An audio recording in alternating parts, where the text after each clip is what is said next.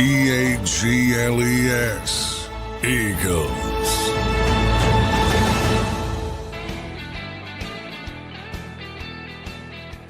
Welcome in, everybody, to a Monday edition of Birds 365 here on JAKIB Sports. I'm your host, Zander Krause. That's my co-host, John McMullen, back with another week for you coming off of NFL Week 13. J-Mac, how you doing this Monday morning, my friend?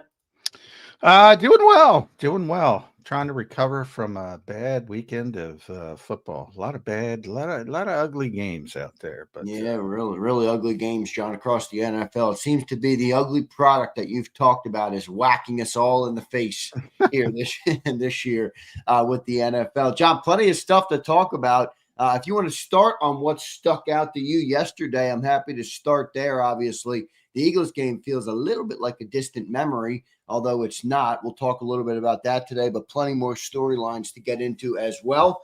John, what stuck out to you from the weekend of football, my friend? Every time the Eagles don't play and they're on a weird game, I think only good things happen. Maybe that's the route to the Super Bowl. Don't play, because the Rams obviously have a chance to, cement their status as the top team, and they're, I think, a 10-point favorite. They lose to Carolina on the road. Couldn't stop them. Matthew Stafford turning the football over. Just a poor performance by them. Even though Carolina certainly deserves some credit as an improving team. Buccaneers, again, I don't believe in that team a little bit. Got a scratch and claw at home to beat Jonathan Gannon's Cardinals. Poor JG. I know nobody's going to care about that. He's probably going to get fired at the end of the season. He just can't win close games. The Chargers, I mean, that's who the Eagles play next, a week from tonight. And they beat the Raiders. Okay. Justin Herbert breaks his non-throwing hand. So he's getting surgery today. We'll see how that affects him. Saw Dr. Chow out there saying he thinks he's tough. He'll play through it, but clearly he's not going to be 100%. So that trends in the Eagles' favor. Herbert did say he was going to prepare to play as well, but non-throwing hand. How much? And if he doesn't play, it's Trey Lance. So, and then Marcus Mariota, which I missed when the name changed, evidently. Takes the Broncos to the limit in overtime, but the Broncos persevered. I think they've won 9 straight. Boy, there's no dominant teams, man. So I know everybody's down on and Seattle obviously was the one dominant team, but I can't take that seriously. Max Brosmer, I said, I guarantee for people that say I'm never wrong, I was wrong. Max Brosmer was worse than J.J. McCarthy. I mean, that team, if you look at EPA, just quarterback games, they have 5 of the worst quarterback games this year between McCarthy and now poor Max Brosmer. And I don't know if you saw the pick 6 in that game. It is one of the most embarrassing plays I've ever seen an NFL quarterback make. So Seattle was the one good team that handled its business, but I don't know how seriously you can take that, because by the way, they did not play well offensively. They struggled to score points mightily, but it was just so bad on the other side offensively. It felt like it was 40-0 the entire game. So I don't know if they proved anything. Bunch of just mediocre teams masquerading as contenders. And evidenced by that, and all due credit, and the number 1 seed in the NFC as we wake up today is the Chicago Bears. Incredible. And look, if you have to go to Chicago and beat that team, you're really that fearful of that? No. I'd be like, I'll take that shot. So, I realize everybody's down on the Eagles. It ain't over yet, man. No, it ain't over yet, because nobody wants this thing. I agree with you, John. I think, people got to hang in there. Hopefully the Eagles can find playing their best football down the stretch. But, John, let's get into it, man. They have not played their best football. They have not looked well. And going back to Friday, the game on Friday, before I get into some specific questions I have for you, You slept on it for the weekend, man. What's your thought on that Eagle Friday game where they got their ass beat by the Chicago Bears to the tune of 281 rushing yards? Not a whole lot of offense in that football game. What did you make of it, John? What's your evolved thoughts here on Monday morning? Yeah, I mean, I still look. The longer term, I think there's two parts to this. The longer term issue is obviously the offense, which has been an issue all season. I agree with that. But I think everybody's given the defense a get out of jail free card. Like I'm still astonished that they gave up 281 rushing yards to that team. I'm still astonished by it. I can't. I mean, it's the most in 10 years. It's the most in the Vic Fangio era by over 100. I mean, it was just it was embarrassing, and it was the same play over and over again. And everybody's focused on the misdirection stuff. Yeah, that caught him a couple times, but that wasn't the big. The big deal was power. Yeah, they were blowing the defensive line right off the ball. I mean, not even Completely washing them down again and again and again. And and as I said, Jalen Carter maybe had his worst game as a professional, and he talked about it. He said something cryptic about he's dealing with some stuff, and I don't. Yeah, can you? I meant to tell you to elaborate on that today. I don't know if now's the time to do it. If you want to get into it, I don't know. I don't know what he's talking about. I was re-listening to our Saturday show, and I'm like, I'm surprised I didn't follow up on that, John. You went down that road. You're like, he spoke after the game. He had his worst game ever. He said some cryptic things. What exactly did he say, John? Said he's dealing with some stuff. And I don't, it's not injury. He said he's better from an injury standpoint. Right. Now he's been dealing with the shoulder thing. But again, if you're injured, you're not going to talk after the game. You're going to be with the training staff and they're going to handle it that way. So it wasn't that. And, I if I had any information, I'd give it to you. But all I know is he played an awful football game.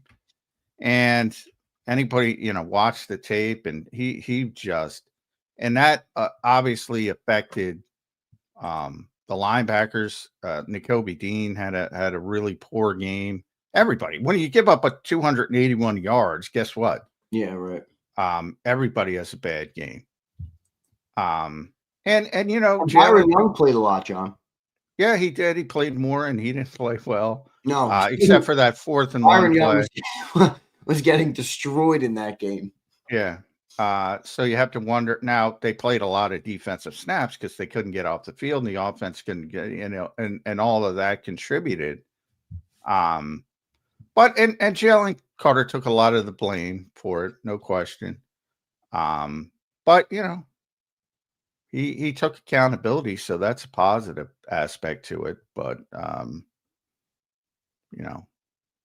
don't know. It was very uncharacteristic. Yeah, there's going to be some big questions coming up with Jalen Carter too, John. I mean, look, he's a great player. He's obviously capable of a whole lot, but it would be very easy to make an argument he has not done the proper things to, elevate himself to the. I'm looking here. So here's the exact quote. He said, "I blame myself for that. There were some runs out there that I drove back and wasn't able to have an effect on the play." So he was aware he was getting blown off the ball. It's my problem to deal with. I won't tell you what I'm going through. So there it is. Interesting stuff there from that perspective. John, a couple other things I wanted to talk about here this morning from weekend reports that I saw. I saw Jimmy Kempski and I saw Jeff McLean on his podcast. Both spoke about the reason for the no quarterback runs is Jalen Hurts doesn't want them anymore. Jalen Hurts does not want designed QB runs in the offense. At least that's what Jimmy Kempski wrote, and that's what Jeff McLean had said on his podcast. We've talked about quarterback runs a lot this year. What do you make of those two reports and your thoughts on how it's impacted the Eagles' offense and just your thoughts on it as a whole? Yeah, well, they have quarterback runs. So, to me, it's they've run them. They're there. They picked them up a little bit more recently, but they're down significantly. So I think the better way to frame it is, he doesn't want to do it as much, which I think is just the natural evolution as you get older in this league. The mortality of this league, the realization, that Jalen Hurts doesn't want to be, one of these mobile quarterbacks who have to retire early because they're half dead from a physical standpoint. So I think there's part of that is certainly true, but obviously they're still in there. They still use them. They've had a couple quarterback draws that have been very, very successful, but at the same time, they're much down from when he was a younger player. Yeah. So they're way down. So I saw somebody put out the number. Yeah, there's no doubt that he wants to evolve his game. I don't think there's anything bad with that. I just like that people are finally talking about some of the issues, which we've talked ad nauseum here about this particular quarterback and his playing style. But I mean, it's a give and take. I understand it. But, for this team to be successful, they probably got to amp it up. And I've always thought they will amp it up. They've already started to ramp it up. I think he's on board with that as far as, when it becomes more high leverage, not to say when you're playing for the number one seed, it's not high leverage. But obviously we're talking more of the playoffs, things like that. Then I think you'll see him doing whatever it takes. It's a tough sport. You're trying to manage your way through it. I think because of his physical nature, and everybody talks about how powerful he is, and which is true. And everybody, for the most part, he's very mobile. He avoids hits, and people are like, he's fine. Nobody's fine in this league. When you get whacked, it has an impact on you. So, I think that's just the natural evolution of him trying to both improve, other parts of his games that have been deficient and have they though? I mean, that's the problem. Without the they're doing what he needs to do to will this team to victory. They are objectively an awful offense all year, John. Yeah, well, to me, the larger issue has always been, him not being comfortable with parts of the playbook, which pretty much erase that parts of the playbook, and then you become, well, they're not going to do this, and then you become what everybody complains about, which has always existed. And I'm glad people are talking about it. To me, that's the bigger part of it. That's the far bigger part of it to me. But we'll elaborate on that. Well, the things you don't see consistently, throwing over the middle of the field, throwing seam routes consistently. Not once, not saying you can't do it. And everybody, well, he hit Dallas Goedert in week 6. These are staples in NFL offenses. Right. They're not supposed to be few and far between. Yeah. That kind of stuff. It is, to me, has always been the biggest problem, and they try to mask it, and then the coaches get shit, and but that's their job. So, they're trying to accentuate what they have, and they've done it pretty well for a large part. But sometimes when you get in these ugly stretches, it looks pretty ugly. It's not Max Brosmer ugly, but it's pretty ugly. Yeah, no, it's definitely pretty ugly. So there's only been 19 plays this season total, John, that have been non-tush-push designed runs for Jalen Hurts. He's averaging 6.8 yards per carry on those plays, but that's definitely a low number, a lot lower than we're used to seeing. It felt like once upon a time Jalen ran the ball a lot, and it worked very, very well. So I don't know what to make. I don't know what to make of it outside of it, John, that I think it's a big problem because I don't think Jalen Hurts is built to just win games from the top. I really don't. 19 proves it's in there. What was the number you said? 19, yeah, 19 plays. 19%. Do you have the old numbers? I'm sure no, Jeff I don't. Anthony DeBona put up the 19. By the way, Jeff's on. Did I text you? Oh, yeah, I figured Jeff was. I'll send him the link. So Jeff will probably have that number. And it's down. I'm not arguing it's down. It's clearly down. and certainly clearly down significantly from, say, like 2021, Right. his first year as a starter. But I'd be interested to see how much but it is down, and I think it's going to amp up as I said, you get the higher leverage situations.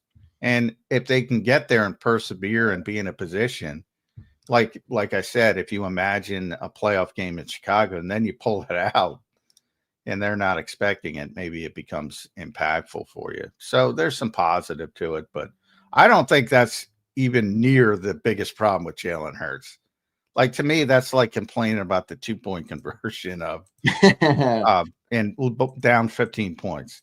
It's like, okay, you can complain about it, but ultimately, whatever you decide doesn't matter because you're down 15 points with 3 minutes left in the game. Like, who gives a shit? That was my exact title of that column. Not, I didn't put shit in there. Who cares was what I said. You're down 15. You're playing the odds.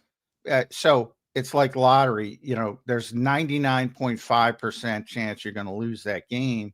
And maybe doing it the way they did it, it knocks down the 99.2. You're still going to lose the game. Who cares? There are much big. It's not to that level, but there are much bigger issues with Jalen Hurts in the passing game, in my opinion, than worrying about his design run level in the first 12 games of the game. But that's just my opinion. I just think there's bigger issues with this quarterback, significantly bigger issues. I agree. I don't disagree with you. I think they're both issues. John, I saw from Shil Kapadi. Now, this was put out after the game. I'm not sure if the number has changed after more of the Week 13 games have happened, but they're 28th in offensive success rate, John. They're worse than they're the Jets. It's the worst offensive success rate for an Eagles team through Week 13 in the last 20 years. I mean, this offense is awful, John. It's an awful offense. As we've talked about, by the way, all year long, much to everybody I talked about it last year. Yeah. It was awful from a passing perspective. What helped? What they're down 100. They were down coming into the game. I don't know after. They were down 144% efficiency in running the football. 144%, which I joke is not even a real number. 100% is 100%. They're down 144%. They were down coming into that game 37% from a passing efficiency, which is significant, not good, but not even close to being as bad as what they're down in the running game. And overall, they were down 87%. So yeah, I mean, it stinks. It stinks, and there's a lot of reasons it stinks, but I know everybody wants to blame the coaches, and that's fine. Blame them all you want, but I mean, they can't go out on the field. And players, as you alluded to a couple minutes ago, they can't really go deep in the playbook. It sounds like cannot.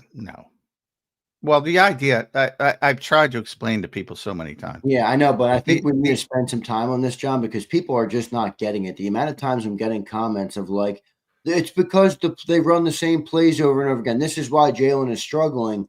And is it that, or is it simply they can't go deeper because Jalen doesn't want to go deeper in the playbook? Like I realize it's very hard for people who are emotional about a particular team, but if you could think about it from the standpoint of any other team that maybe you don't care about, and you have a 15, 20-year NFL coach and you say, well, they can't run a crossing pattern or they can't run a mesh route. What makes sense? That they don't know that, or that the quarterback isn't comfortable with it? What makes more sense? Yeah. Well, I know what makes more sense to me, but good luck telling a Jalen Hurts fan that. Well, exactly. Believe me, I've been trying.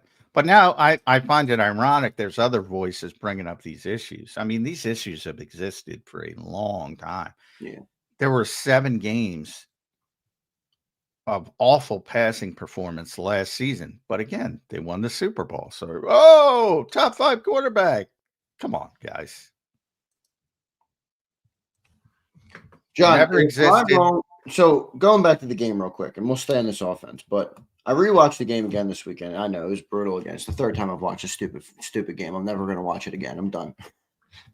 I still don't think the defense was the bigger problem. I know 281 yards in the ground. John, they only had 10 points on the board against after 3 quarters of play.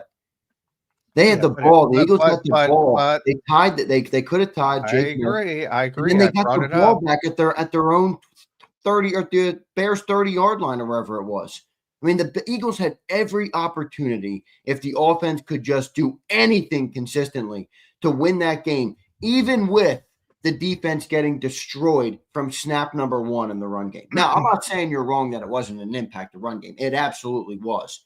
But if the offense wasn't maybe the worst offense, one of the worst offenses in pro football, maybe we're not as much, as talking about it as much because they can move the ball. They don't lead the league in 3 and outs, and they can put more than 9 points on the board. Well, I think from a macro standpoint, yeah. I mean, it's much more the offense, like I said. I mean, even in that game, though. Like in a particular game, when you give up 281 rushing yards, you got destroyed from what they pride themselves in.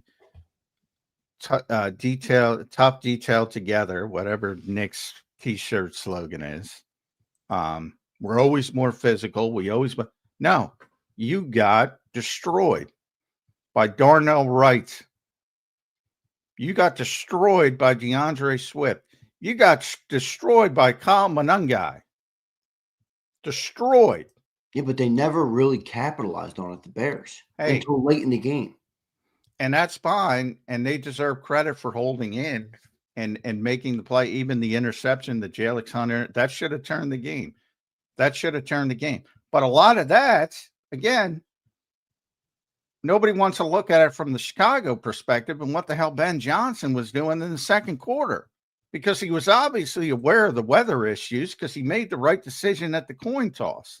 And then all of a sudden, he doesn't have the wind in the second quarter, and he's running the football down the Eagles' throat, and he stops. I know. And he lets the quarterback throw it 10 straight times. He had a bad second and third quarter, Ben Johnson. So, yes, they hung in there, and I think those were more self-inflicted wounds by the Bears because they never stopped running the football. The only reason they stopped, it could have been 330.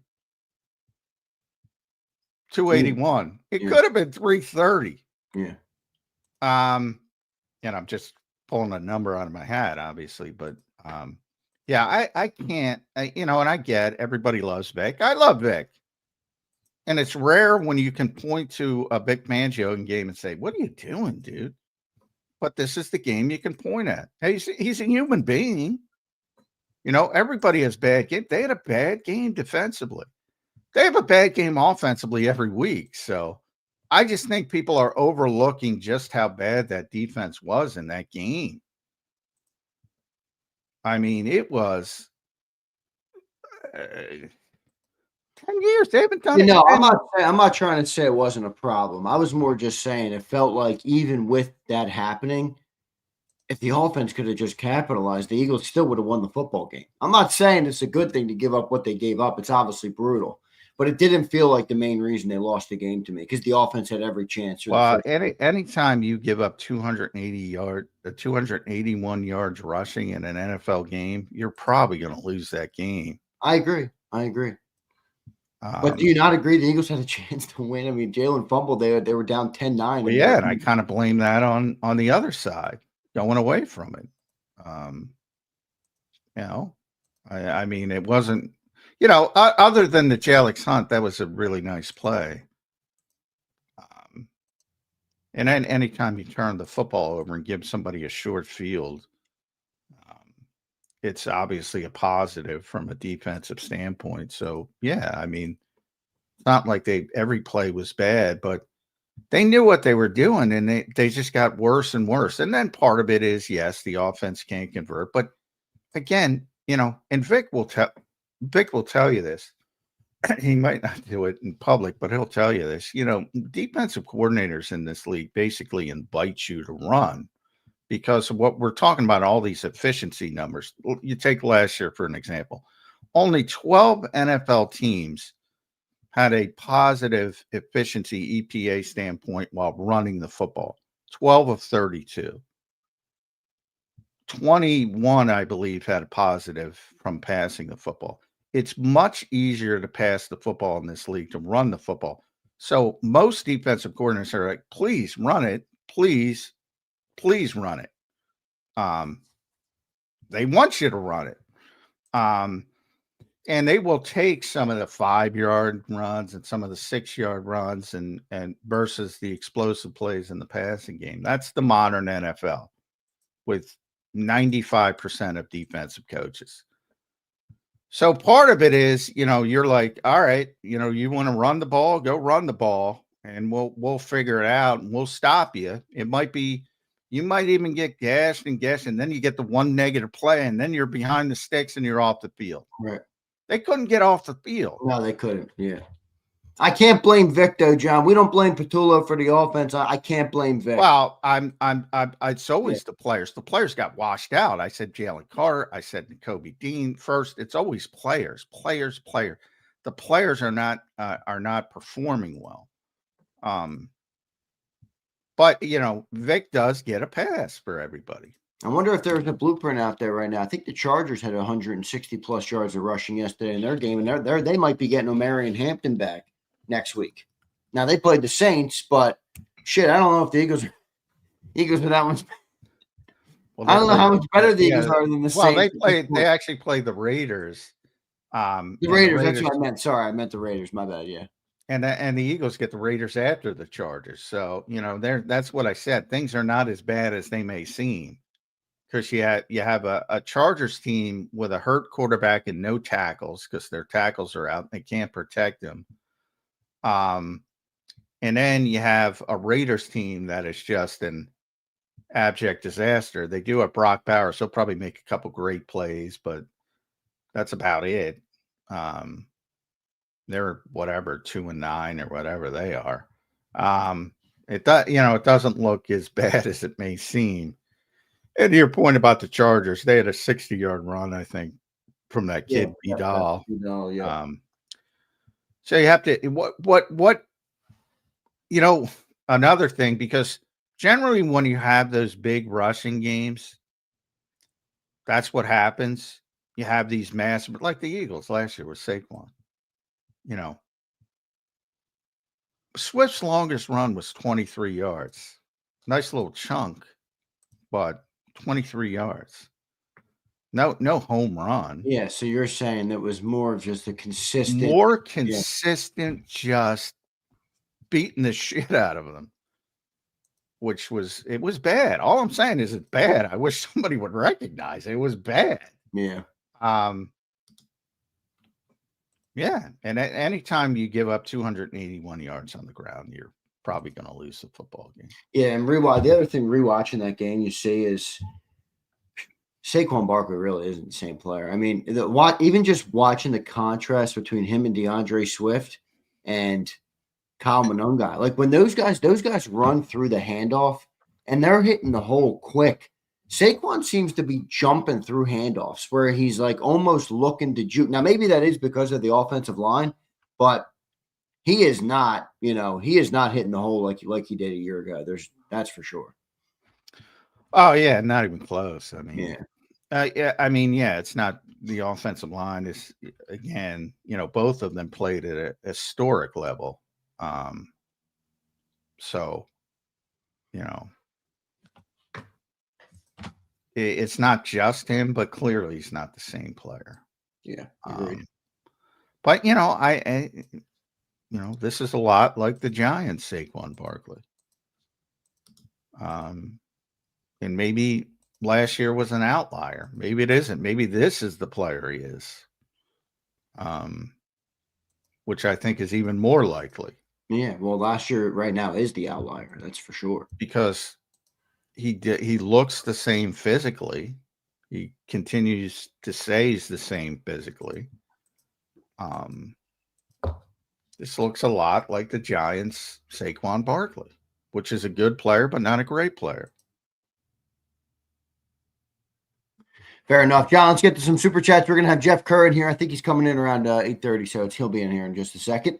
Tyler Kilgore, what's up, Tyler? Can John convince Lurie to start Tanner or Sam? Oh, gosh, we're not getting the Sam Howell mention on here on December. Oh, my God. Oh, my God. Oh, my God. So, according, and I don't know, these are not confirmed, by the way, but real quick, design runs, Jalen Hurts, 4.5, 2021, 4.9, 2022, 3.5, 2023, 3.7 last season. So he's significantly down. That part is certainly true. This year? Well, you gave me 19, so he's under 2. Now I do think that'll kick up as we get later. So it's significantly down, but I think there are bigger issues is all I'm trying to say. Fair enough. People are not happy with the offense. But no, I cannot convince Jeffrey Lurie to start Tanner McKee. Come on, guys. Please. Come on. Old Eagle. I don't think people understand the level of politicking that would have to go into a decision like that. Old Eagle says, the days of Tom Brady, Peyton, Rivers, and Breeze are gone, fellas. Do you see these QBs over the weekend? It's awful. Oh, my God. It's brutal. It is brutal. It is absolutely brutal.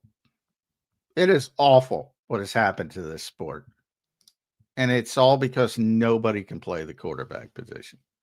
Right. And obviously there's some very good quarterbacks, but it seems they get shorter and shorter.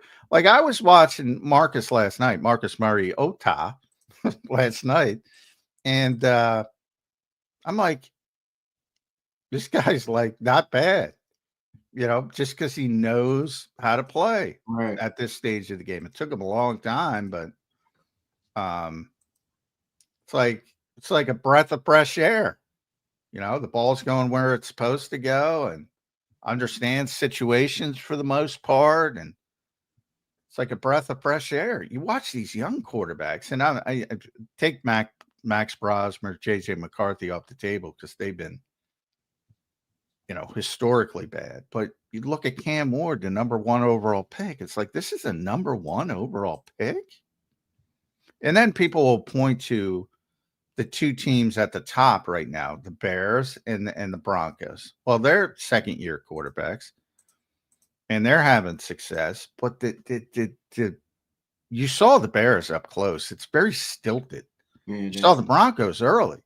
Very stilted. It's like they make plays because of their athleticism and their abilities, which are obviously top tier, but the consistency is just not there. And that's what the league is becoming. And, and everybody can have bad games, but I'd rather have Matthew Stafford out there, and he's an example. He had a bad game. He turned it over a couple times and they lose. I'd rather have Dak Prescott, which I know people don't want to hear. Jordan Love is sort of straddling that line. He can still got work to do, but at least seems to understand what he's doing. Jalen seems to understand what he's doing, even though he's limited. He's not comfortable doing certain things. It's getting smaller and smaller, man. And that's why when people start talking about Eagles fans hate, but it's Herbert week for some weird reason. Like that guy can play when he's healthy and protected. Joe Burrow, that guy can play. It's getting smaller and smaller, though. Smaller and smaller. Here's Carlos. What's up, Carlos? There was very little motion with Rivers, and he threw for 20. He didn't like motion. Phillip didn't like motion because he could read it himself. He liked formational stuff. Yeah. He didn't need the motion to identify what the defense was in. He hated it, as a matter of fact. One of the smartest quarterbacks. He would manipulate guys formationally to figure out what they were playing defensively. So, yes, Phillip Rivers. But if you look at Andrew Luck, if you look at Jacoby Brissett, you see different offenses from Indianapolis because of what they went through. And Phillip was very static on purpose. That's what he wanted. and he could run the football. He could run the game from the line of scrimmage and do it to the point he won't get in because he didn't win a Super Bowl, but he's a Hall of Fame quarterback, in my opinion. Good stuff there. Carlos Skywalk. What's up, Sky? Hi, John and Xander. I watched the Kurt Warner video, and he used the phrase choice route and explained a lot. John, have you heard of it? Sky, I did see that video from Kurt. I like Kurt's breakdowns.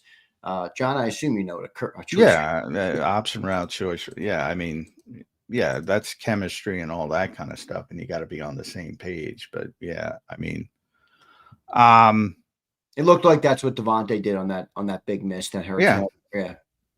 Yeah, you got to be on the same page. And that's, if you look at Kurt and his receivers, Isaac Bruce and Torrey Holt, both in the Hall of Fame, when you develop that chemistry, best example would be Peyton Manning and Marvin Harrison, because they, famously would run the route tree before the game and pregame, and they were always on the same page. That takes a long time to develop that kind of chemistry. But Jalen and even those guys at the highest level, even you have the occasional miscommunication, not being on the same page, but very rarely. But yeah, when those guys are humming and everybody's on the same page, you get the greatest show on turf. Doesn't happen very often, as you'll notice. Sorry, Jeff never got the link. It might be in his spam. Let me text him. All right, good stuff there. Skywalk, thank you, brother. He followed up, and he just said, sorry, John, I phrased my question wrong. Sky, if you want to put in the chat, you don't have to super chat it. Just what you meant to ask. You can do that. Joshua, what's up, Joshua? John excuses KP, but this year both pass and run games are bad. Hurts the line play apart, but KP's predictable scheme and lack of adjustments hurt the most. Yeah, I've been very good. I say 100% of the time, and Xander can confirm this, players first. I put players first during successful times, and I put players first during negative times, because they're first. They're on the field. They're performing. When the Eagles are successful, they've been successful this year. Not enough, but they've been successful this year. So, the players did it. Can't have it both ways. That's all I'm saying. And then you want to make every excuse in the book and blame it on guys who aren't even on the field. When, as the previous commenter just brought up that what was it Kevin Patullo's fault that Devontae Smith was wide open and he and Jalen Hurts weren't on the same page? I mean, where's players first? Always. Here's positive and negative. Josh says, if we lose to the Bills, Chargers, and split with Washington, lose the NFC East and get bounced in the wild card, I better see Nick and KP fired. Oh, boy.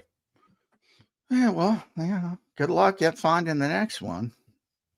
You go back to Andy Reid and tell me which coach and play caller you liked. I'd love to hear that. John, how bad does it have to get for a big change to happen? Remember, we are 1 year. If they don't win the NFC East and get bounced right away, because they're going to make the playoffs. We think we're going to make the playoffs. Right? They're 8-4. They got 8 wins. I mean, I guess if they really lose, they're going to make the playoffs. They can't lose out, right? They're going to make the playoffs. The Raiders are coming in. Trey Lance might be playing on Monday night. They're going to. All right, I'm just saying this team it's not who they're playing, it's how they're playing. Yeah. Well, sometimes it's who you're playing. Even more so. Yeah, they're going to make the playoffs, but yeah, if they get bounced, certainly there's going to be scapegoats. I mean, that's Jeffrey's history. It's not going to be Nick, I don't think. Nick will get 1 year at least, but yeah, he'll have to fire a couple guys. KP will probably be number 1. Here's Crash Out Kev. John, you said Saquon isn't a star versus team trash O-line. I don't know. I have no idea what it appears you are a crash out, because I have no idea what the hell you're even trying to say. Well, the offensive line hasn't played well, but Saquon hasn't played well either. And there was a long history of Saquon before he came to Philadelphia that people ignore. Good player, not a great player. Last year was the outlier. This year is more Giants, Saquon. That's fair. Got some good, got some bad. Yeah, no doubt. All right, Johnny Mac, good stuff. We got Jeff Kerr. I got to talk to my boy Jeff Kerr and see what he thinks. Maybe he'll be our voice of reason after the Eagles' brutal loss on Friday, on Black Friday. Let's bring Jeff Kerr in right now here on Birds 365. You can follow him at Jeff Kerr PHL. What's up, Jeff? How you doing this Monday morning, my friend? I guess the Rams season's over too. They lost yesterday. Yeah, the Rams. I heard they're so much better than everybody. They're so much better. Jeff, do you believe the Eagles are in their room right now? I know they lost. I know they had a bad game. I know Stafford. Yeah, because they beat them. Yeah, because they beat them. In September. The Eagles have a tiebreaker over them. So they have finished with the same record, and the Eagles win the division. The Eagles are ahead of them. Like, I'm getting tired of overreactions to every loss. As bad as they looked Friday. Coming in hot. I like games in the National Football League. Deal with it. Coming in hot. If they finish 12-5, are we talking about this? Okay, Jeff, but let me just give you the other point of view. Shiokapati is putting up offensive success rates for this team per play. It's the worst it's been in 20 years. Okay, congrats. We don't need to overreact. Like, the team's 8-4. They're probably going to go to the playoffs. Tell me what offensive success rate is like I'm 5 years old, and then I'll go. That's a question for Shio. I don't know how to find it. Well, again, that's what I said. Numbers are numbers. I can make up numbers too. I do it all the time. Jeff is the best at numbers. Yeah. So you think this team is good? I mean, what is your point in being, I'm just saying, let's not overreact to a loss where the defense couldn't stop anybody. And I don't want to hear, the offense couldn't do anything. Yeah, the offense couldn't do anything. But I wasn't aware Saquon Barkley dropping passes, A.J. Brown not running routes right, Landon Dickerson missing blocks every week like he always does. I wasn't aware that the coaches were responsible for that. Yeah, it's kind of amazing. And that's why I say it's always players first. I've said it 4 times on this show already. Good players first, bad players first. But most fans, not all fans, but most fans, and you saw this last year, ignoring the deficiencies of the quarterback because they won the Super Bowl, want to blame everything on the coaches because they don't want to blame anything on the players. That miscommunication between Jalen Hurts and Devontae Smith, was he schemed open? Was he wide open? Is that, what can you do other than drive the football to the receiver? If you were allowed, I can't get it, but the offense stinks, and from a macro standpoint, and it does. And look, anybody that wants to say fire Kevin Patullo, I'm not disagreeing with them at all. This is always my response. This is to you, John. You like to say this, elevate the conversation. Who is the offensive play caller and coordinator? Well, the offensive coordinator and play caller is Kevin Patullo. The offensive mastermind is Nick Sirianni. So even that is murky in Philadelphia. Yeah, so you're gonna fire him too? Like, just won a Super Bowl. Well, I mean, I think where people struggle to understand this, and I'm included in that sometimes. You look at Ben Johnson, you look at Mike Vrabel. I mean, these are guys who come in and turn organizations around completely. That's good coaching, right? I mean, that's where so did Nick. Fans are like, how is it no coaching? And I think that's a fair point of view. Who said it was no coaching? I mean, preparation is a big part of it. Like I always say, if you want to blame the coaching staff, start with preparation before you get to your. This is where I'll blame Nick. I'll blame Nick Sirianni on this. I didn't like how they had walkthroughs all week. I don't think it was necessary, but that's what happens when you have a short week. And this team has shown on the short week they play their worst football games of the season. They've done it twice. This year it's happened twice now, and I don't think it's a coincidence that the Eagles played a bad game or collapsed the Sunday before in the short week, and then they play like crap in that game in the short week. So again, I'm willing to be patient here. Let's see what they do when they got 11 days off. Yeah, they tend to bounce back, and who knows if Trey Lance is playing? I mean, I think it's going to be a pretty comfortable win for the Eagles, but we'll see how that shakes out.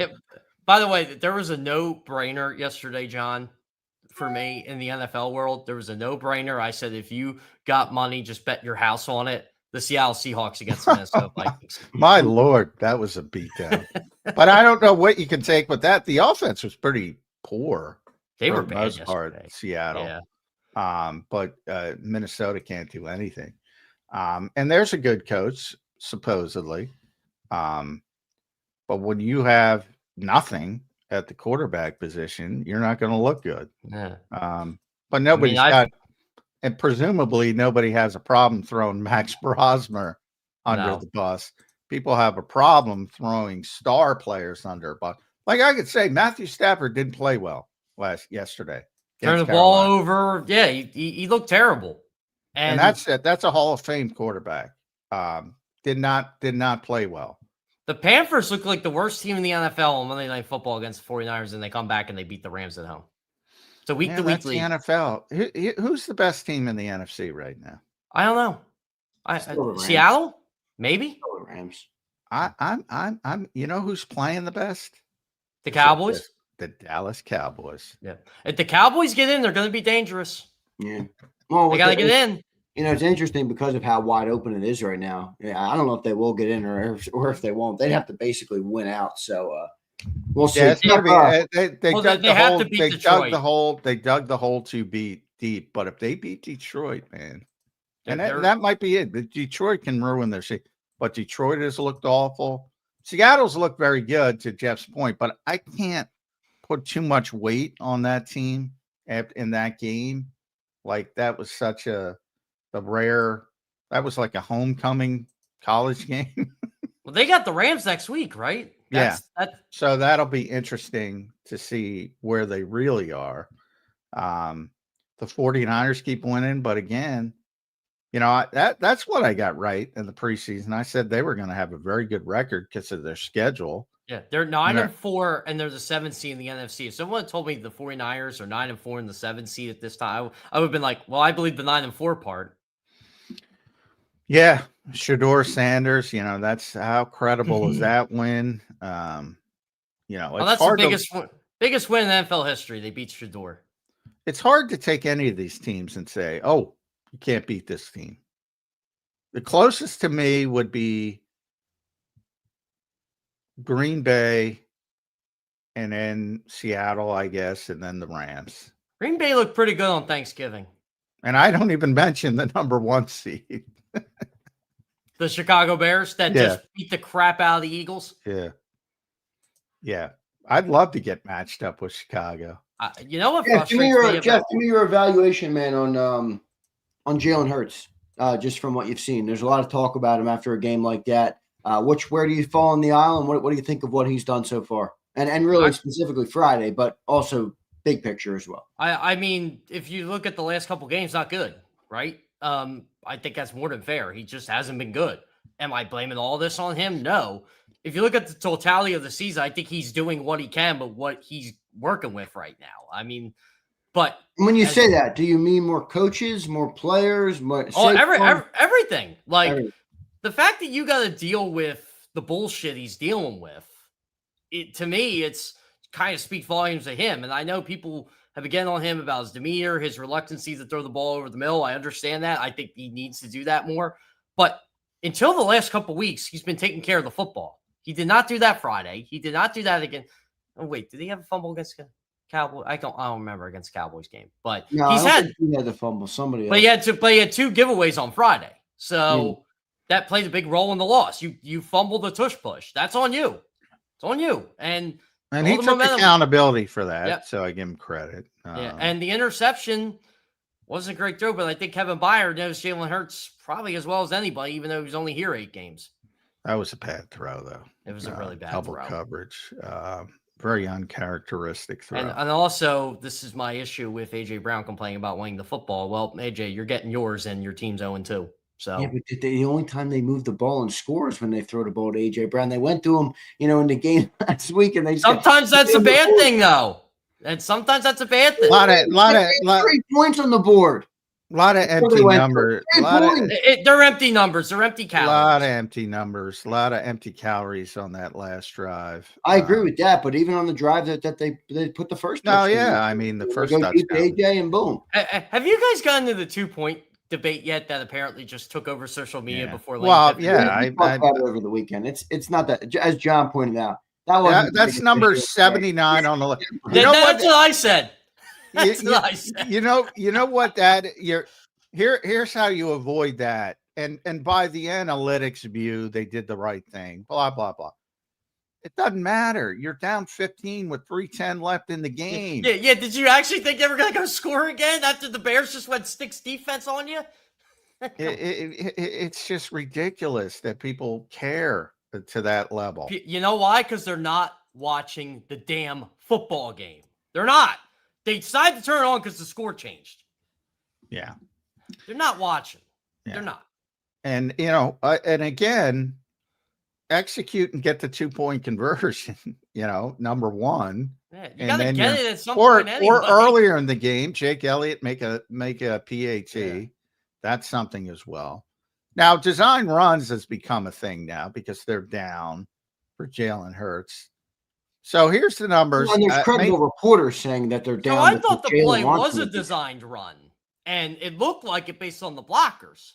Yeah, but did you see Jeff McLean and Jimmy Kempski's? No, they're clearly down. I'm not picking on Jeff and Jimmy. I'm saying, but it's not like it's some guy on a podcast saying it. They're reporters. No, that's not what I'm saying. I'm saying again the meaningful aspect of it. So in 2023 it was 3.5, in 2024 it was 3.7 per game. This year it's probably whatever 19 divided by 12 is. So 1.6. So it's down maybe 2. It's not in the threes. No. So it's down about two carries a game. All right. There's a lot more problems than that. I brought up the scenario too. Okay, for you kick the extra point people. We sure Jake's gonna make it? He missed one earlier. Yeah. From what I was told, the wind was the wind bad. was bad. The wind was bad. we might have a kicker problem because the other dude, the Bears guy, was kicking him. No problem. Cairo Santos. Yeah, I mean, by the way, genius by Ben Johnson to win the coin toss and take the football. Yeah, well, that. Oh yeah, well, he's a good coach, and genius. You know what else makes you a good coach? Just keep pounding the football down with DeAndre Swift, and I can never pronounce the kid's last name from Rutgers. Yeah, Kalmanungai. Yeah, Kalmanungai. Can you now pronounce, Jeff? By the way, can you pronounce Marcus Mariota? Did you hear him? Yo, I've heard it a couple times last night when I came back from that double overtime. Was going on? Dreck. What was going on with that? When did that happen? I completely missed it. But evidently, it was pretty funny. That was a great game last night. I'm glad the one NFL game I really paid attention to yesterday was a great one. Well, it was entertaining. I'll give it that. It goes to overtime, close game, so you can't put that. Do the Broncos suck too because they trailed in the fourth quarter in all 9 of their wins? They suck. Yes, they do suck. Is this the 2 worst number 1 seeds this late in the season in NFL history? Chicago and Denver. Well, the Patriots, I guess, would be back to number 1 if they win tonight, right? Yeah. But right now it's Denver.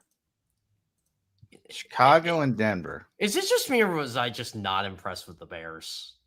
I was more disappointed. No, I'm not impressed at all. I did get a kick. I heard someone say, that's a championship offensive coordinator. I love Ben Johnson. This is where I chuckle. Ben Johnson's a good coach. I'm not going to. He's a very good coach. Very good offensive mind. Very good play. Knows his personnel. Yeah. Very good. I missed the championship. I don't know. Did I miss the championship? I guess you did. I don't know. I don't think it's rocket science to just keep giving DeAndre Swift and Kalmanungai the football. Well, he does have a bit of flair for him that even he can make the power running game look a little bit more creative than it is, which is basically outside zone. You know the MVPs. You know the MVPs of the Bears are Drew Dahlman, Darnell Wright. Yeah, Darnell Wright, Joe Thuney, those guys. The Bears did the right thing this offseason, fix that offensive line. Outside zone cave in the left side of the Eagles front is not creative. Although sometimes it looks creative. Sometimes. Yeah. How much blame does Vic Fangio and this defense get in all this? Can't. That's why I can't believe more people aren't talking about it. They give up a lot of yards. They don't get sacks. The personnel isn't as good as we know that. The personnel not as good as it was. Also, I love Sidney Brown to death. Man, you got to give a better read on that one play that should have been a touchdown. Oh my God. That was so underthrown. That was the easiest touchdown ever. It was a layup. Yeah. Unless you're a Sixer, but that's the easiest thing ever. Can I, since you brought in Sixer moments today? Oh God, I hate that team. Tyrese Maxey, who fans chant MVP, MVP, MVP, can't make a 3-throw to seal a game. Need a one.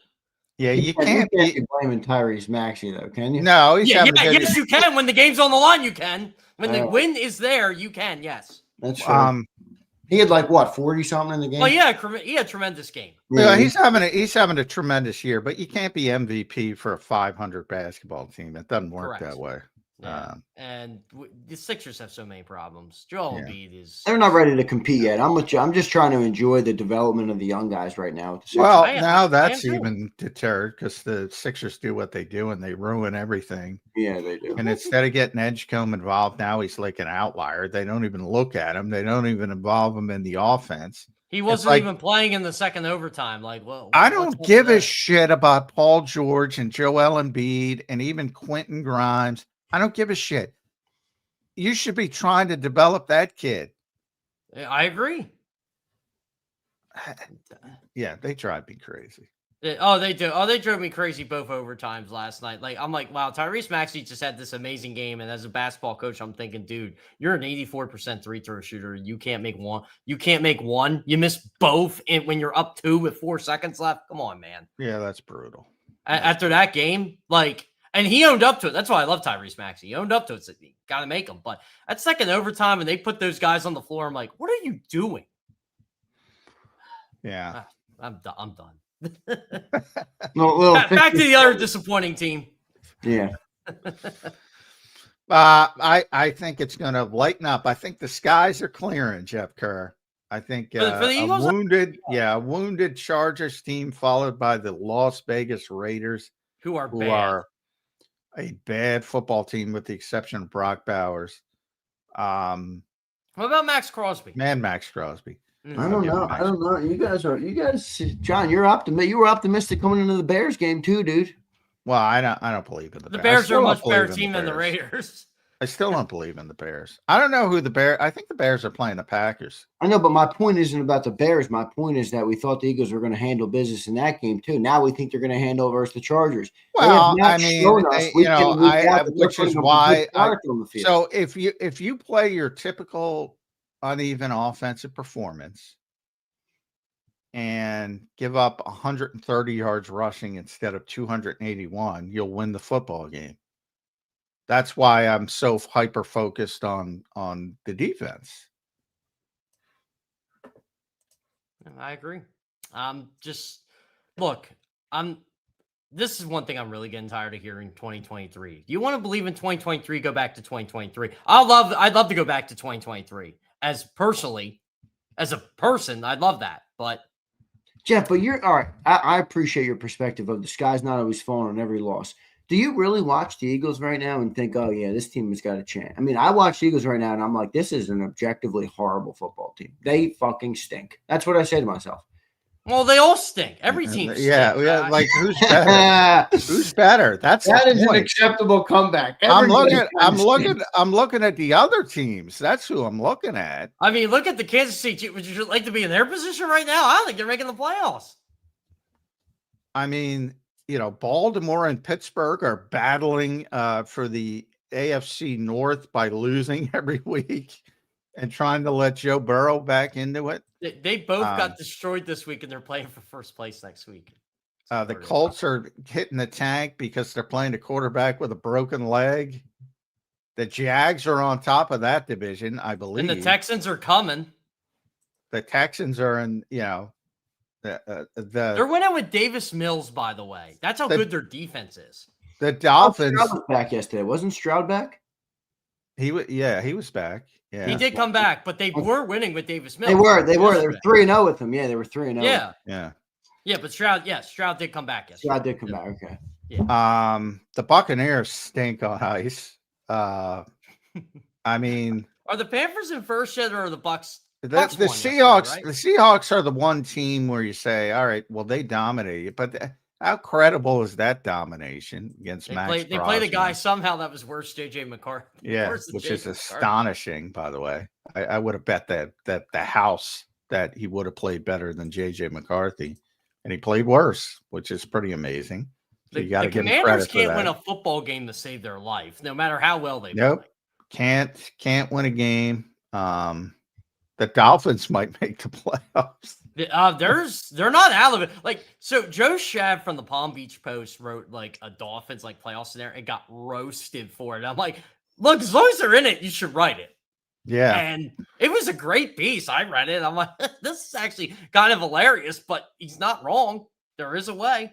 The Dallas Cowboys are playing the best football. Yeah, they are. Oh, and they're dangerous too, as we seen last week. Now, big game. They got to go to Ford Field on Thursday night, I believe. I think that's the Thursday game. That is the Thursday game because they always have that Thursday game after. And they have no margin for error. So they slip up 1 week, they're cooked. No matter what Tony Romo tells you, they have no margin for error. Yeah, so you can't be fearful of them, but they're playing well. Boy, there's nobody you say the Eagles can't beat. I'm just saying. I agree. They can't lose to though, John. Well, I agree with that too, but I'm just saying now you're like everybody else. So before it was like your dominance, right, and now you're like everybody else. But I'm saying all hope is not lost because all these other teams are capable of laying eggs, just like you laid an egg. And we saw it on Sunday. I didn't think the Rams were going to lay an egg. Every time I told Zander to start the show, every time the Eagles don't play, only good things happen to them because everybody else stinks. Then you feel a little bit better about your football team when you watch other football teams. It's unbelievable. Every time they don't play, good things happen. Because nobody else can seize this thing. Yeah, I'd love to have the answers why the offensive line all of a sudden can't block. Saquon is not Saquon anymore. Receivers can't get open. The defense can't stop anybody. But I don't. So I got to roll with what I got. The Eagles are 8-4. The Bears at 9-3, top of the NFC. Rams 9-3. Bucks 7-5. Seahawks 9-3. Packers 8-3, and Niners 9-4. Those right now are your 7 NFC playoff teams. I mean this 100% legitimately. I think the Eagles might be the biggest frauds of that group right now, based on what I've seen. All of those. You're going off the last 2 weeks, or are you going off the whole season? I'm going off of the season. I'm going off of what we've seen develop, how it's evolved. The Bucks are probably – I could probably put the Bucks a little higher than the Eagles in terms of fraud alert. I don't know if the Bucks are a better team. Bears, I think, are a better team. They just beat the shit out of us. Rams are a better team. Seahawks are a better team. Even the 49ers, without Nick Bosa, Fred Warner, I mean, they're playing. They're a better team. They're a fraud. They're a fraud. They play in these games. How are the Eagles not a fraud, John? That's why. Because they beat these teams. They beat them. They literally just told you they beat them. Come on, Jeff. You understand. You can see, this is a college football mentality you have. This no, is it. It's not no. This team won. They beat them. They beat them. No, that's college football mentality. If you beat them once, then they're out. I mean, no. Just because we beat the Rams except now their names ahead of Miami in the college football. Jeff, beating the Rams in September does not mean you're a better team than the Rams. Yes, it does, because that's when you played them on the schedule. You beat them. Jeff, no, you beat that team, Zander. You beat them. Beating a team in September makes you better than them for the whole year. Really, Jeff? Yes. Is that the thought process? Yes. If you're looking at the body of work, you're calling that's the team the dumbest thought the process Eagles ever. Just beat them. They just beat them, Zander. The Rams did not beat the Eagles. I agree. The Packers did not beat the Eagles. Okay, so the Bears are a lot better than the Eagles then, right? They beat them. I'm going to lean Team Zander here. Yeah, I mean, I think the Rams outplayed the Eagles, and the Eagles got lucky. They blocked a field goal up a crappy kicker. But and the Rams have since made a change. Now the Rams losing to the Panthers, don't.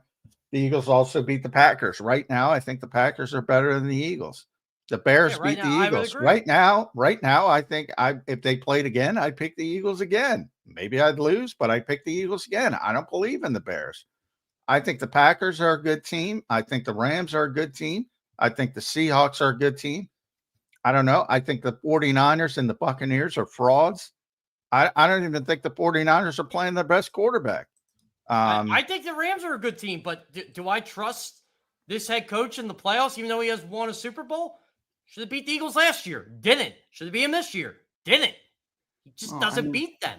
Yeah, but that's football. Head to head. There's a lot of close games. I'm going with what I got head to head. And what I got head to head is the Eagles beat them. I know, but Jeff, no matter how they did it, I don't care. I hate that. I just hate that. Well, if the Rams get the kick up, well, they ain't get the kick up. If my aunt had balls, that's not what I said. I said beating them in September doesn't mean you're a better team than them now. Well, that's when they play them. That's when they play them. Okay, and my point is, and they might have to play again, and and the Rams might beat them. But I mean, part of my belief in the Eagles is demonstrated performance. Is they've been through it before. Is they know how to sort of handle adversity, maybe better than some of these other teams.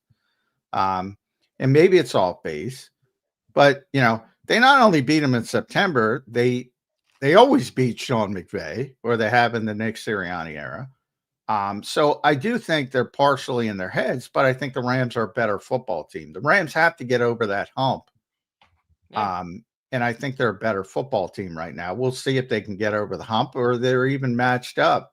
Right now, there's 3 teams I think that are better than the Eagles and the NFC.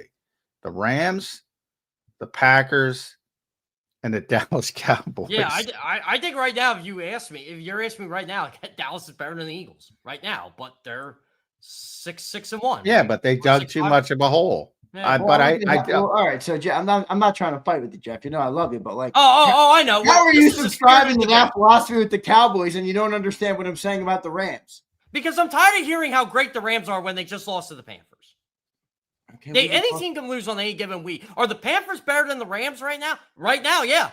If we're going by that logic, they just beat them. It's kind of the point. I mean, the Eagles might have beat the Rams, but they're not a better team. But the Rams never beat. They're certainly not playing better than the Rams right now.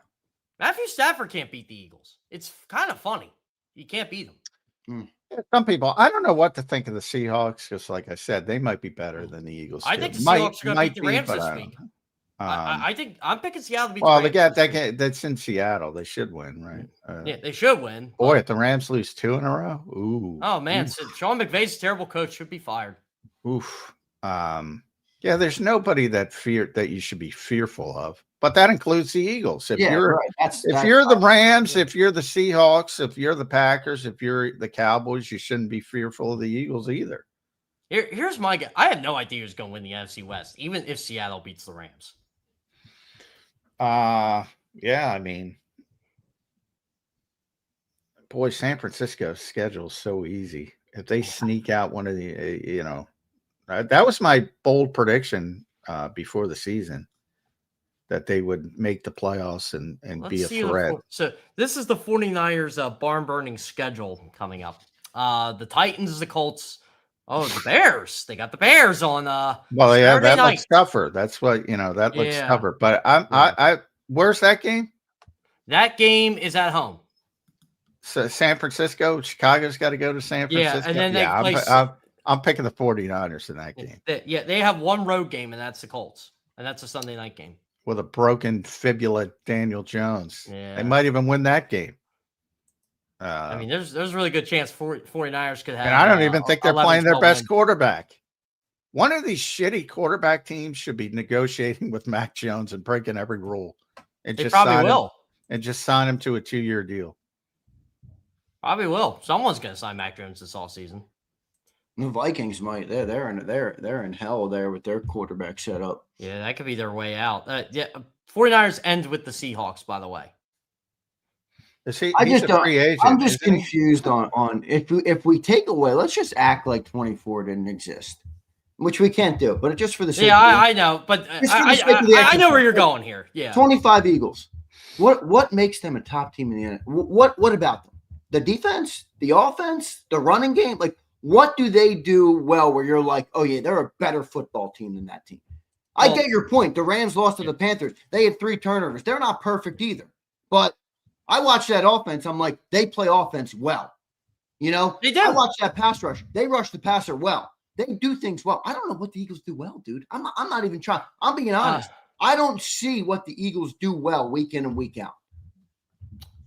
I'll tell you what they do well. They until last week they could tackle. It's well, until last week. I mean, that's not a very good answer, and I think you understand that. They don't. Well, I do think that was an outlier. Like they're not going to give up. Answer like, what does the team do well? They don't have any identity on any side of the ball. They don't. There's no consistency. We don't know what to expect from this team on either side of the ball any week. This is my Kyle Monungai for 130 is John. This is my issue with the Eagles fan base as a whole. You are not. It is very hard to win the Super Bowl. It is very hard. Oh, no one's saying that's. Yeah, I agree. But we have Super Bowl expectations. I understand that. You also have Super Bowl expectations when your team's freaking 4-12. Like, I don't know what to tell you. It was always going to be hard to repeat. I didn't think this team was even near good enough to repeat. To add to your points, Andrew. I think this is I think this is the product of what happens when you don't address the pass rush this offseason. You lose guys in the secondary. You're not as deep at a lot of positions as you will be. And, you know, let's beat the dead horse here. Ken Patullo is no Kellen Moore. Boy, I appreciate your answer, but you didn't answer my question, Jeff. I think Kellen Moore stunk last year. By the way, what do the Eagles do well? Well, until the outlier last week, they tackle well, they turn the football over, and they let other teams beat themselves. Now they're beating themselves. For what it's worth, by the way, this is how bad the Eagles' performance was against the Bears. Now they haven't updated it because the games, it's still Monday morning, but the Eagles went into the Bears game as the 6th highest ranked team in the NFL, number 6 by PFF. They're now number 9, which is a pretty precipitous fall this late in the season with such a large sample size. That's how badly they performed against the Chicago Bears. But yeah, nobody's saying they're the best team. I gave you the 3 teams I think in the NFC that are better right now, at least, and it might be 4. But at the same time, those teams have their own flaws. So going to have to grind it out, which they didn't have to do last year, but they could grind it out. I'm saying all hope isn't lost. I got to be the. Oh, I agree with that. I'm not saying all hope is lost, but I'm just saying from the body of work that we've gotten this whole year, and then especially the last couple of weeks. I mean, there's concern here in Eagle Land, and I understand where the concern. And I don't think it's all sky is falling type fans. I get what you're saying. There are those people that exist. I don't think we're that type of show. We never have been. And I think this team is just simply not that good. Now, the league is not that good, as we've all talked about. But also, we say the Rams are the best team. They allow Bryce Young to just basically torture him through the air, just like they let Jalen Hurts, the guy who a lot of people think can't play quarterback, torture him through the air. So that team is. Do you think the quarterback's play right now is an issue at all, Jeff? I agree. No, I think it is. The way he's playing right now, yes. I'm just happy people are recognizing that. All right, do we get credit to point that out earlier? Do I get credit for that? Like I even said it when I was watching the game live on Friday. I'm like, so we gonna blame the offensive coordinator because the quarterback just can't make a simple throw? Yeah, it's his fault. All right, here's a question, and we're gonna do this by process of elimination. I need both of you on the record here with your answers. I'll ask each one of you, and you can give me your answer. I'm gonna start with one of 2 answers can be your answer. And then we're going to weed it down to another question. Who is a bigger problem on offense in 2025? Jalen Hurts or Kevin Patullo? Go ahead, John. Jalen Hurts. Kevin Now I'll go- Patullo. Kevin Patullo doesn't have the power to impact the Eagles offense to ruin it to the degree. Yeah, by far, Jalen. Okay, Hurts. so Yeah, John yeah, says Jalen Hurts. Jeff, what do you say? I'll go Jalen Hurts. I'll say, look, as Well, you ripped Kevin Patullo a second ago. I always rip Kevin Patullo. That's And not by the new. way, I You would think go. Hurts is the bigger problem, or you think Patullo's the bigger? You think Hurts? I think Jalen's a bigger problem because he's the one who has to execute these plays. I would go Jalen number one because of that reason. He's the one on the field. I would go Nick Sirianni before Kevin Patullo. Wait, let me then get I'd my go next Kevin question, Patullo. John. Let me get my next question. All All right, so let's rule out Patullo then. Hurts wins exercise 1. Now, Jalen Hurts or Nick Sirianni? Still Jalen, but Sirianni's above Patullo. Okay, so on the blame it's scale. Hurts, Sirianni, and Patullo in John's eyes. That's it in my eyes too. I'm in agreement with all you guys. Like, look, I've been trying to tell people, you want that Kevin Patullo firing breaking news tweet badly. That ain't changing a lot. I'd love that nobody. It's like Afghanistan. Nobody has an exit plan. Where are you going? Yeah, no, it does. Yeah, no, it When does. you fire KP, where are you going? Now you have the weirdos who think, well, you can bring in Brian Daboll or bring in from somebody from outside.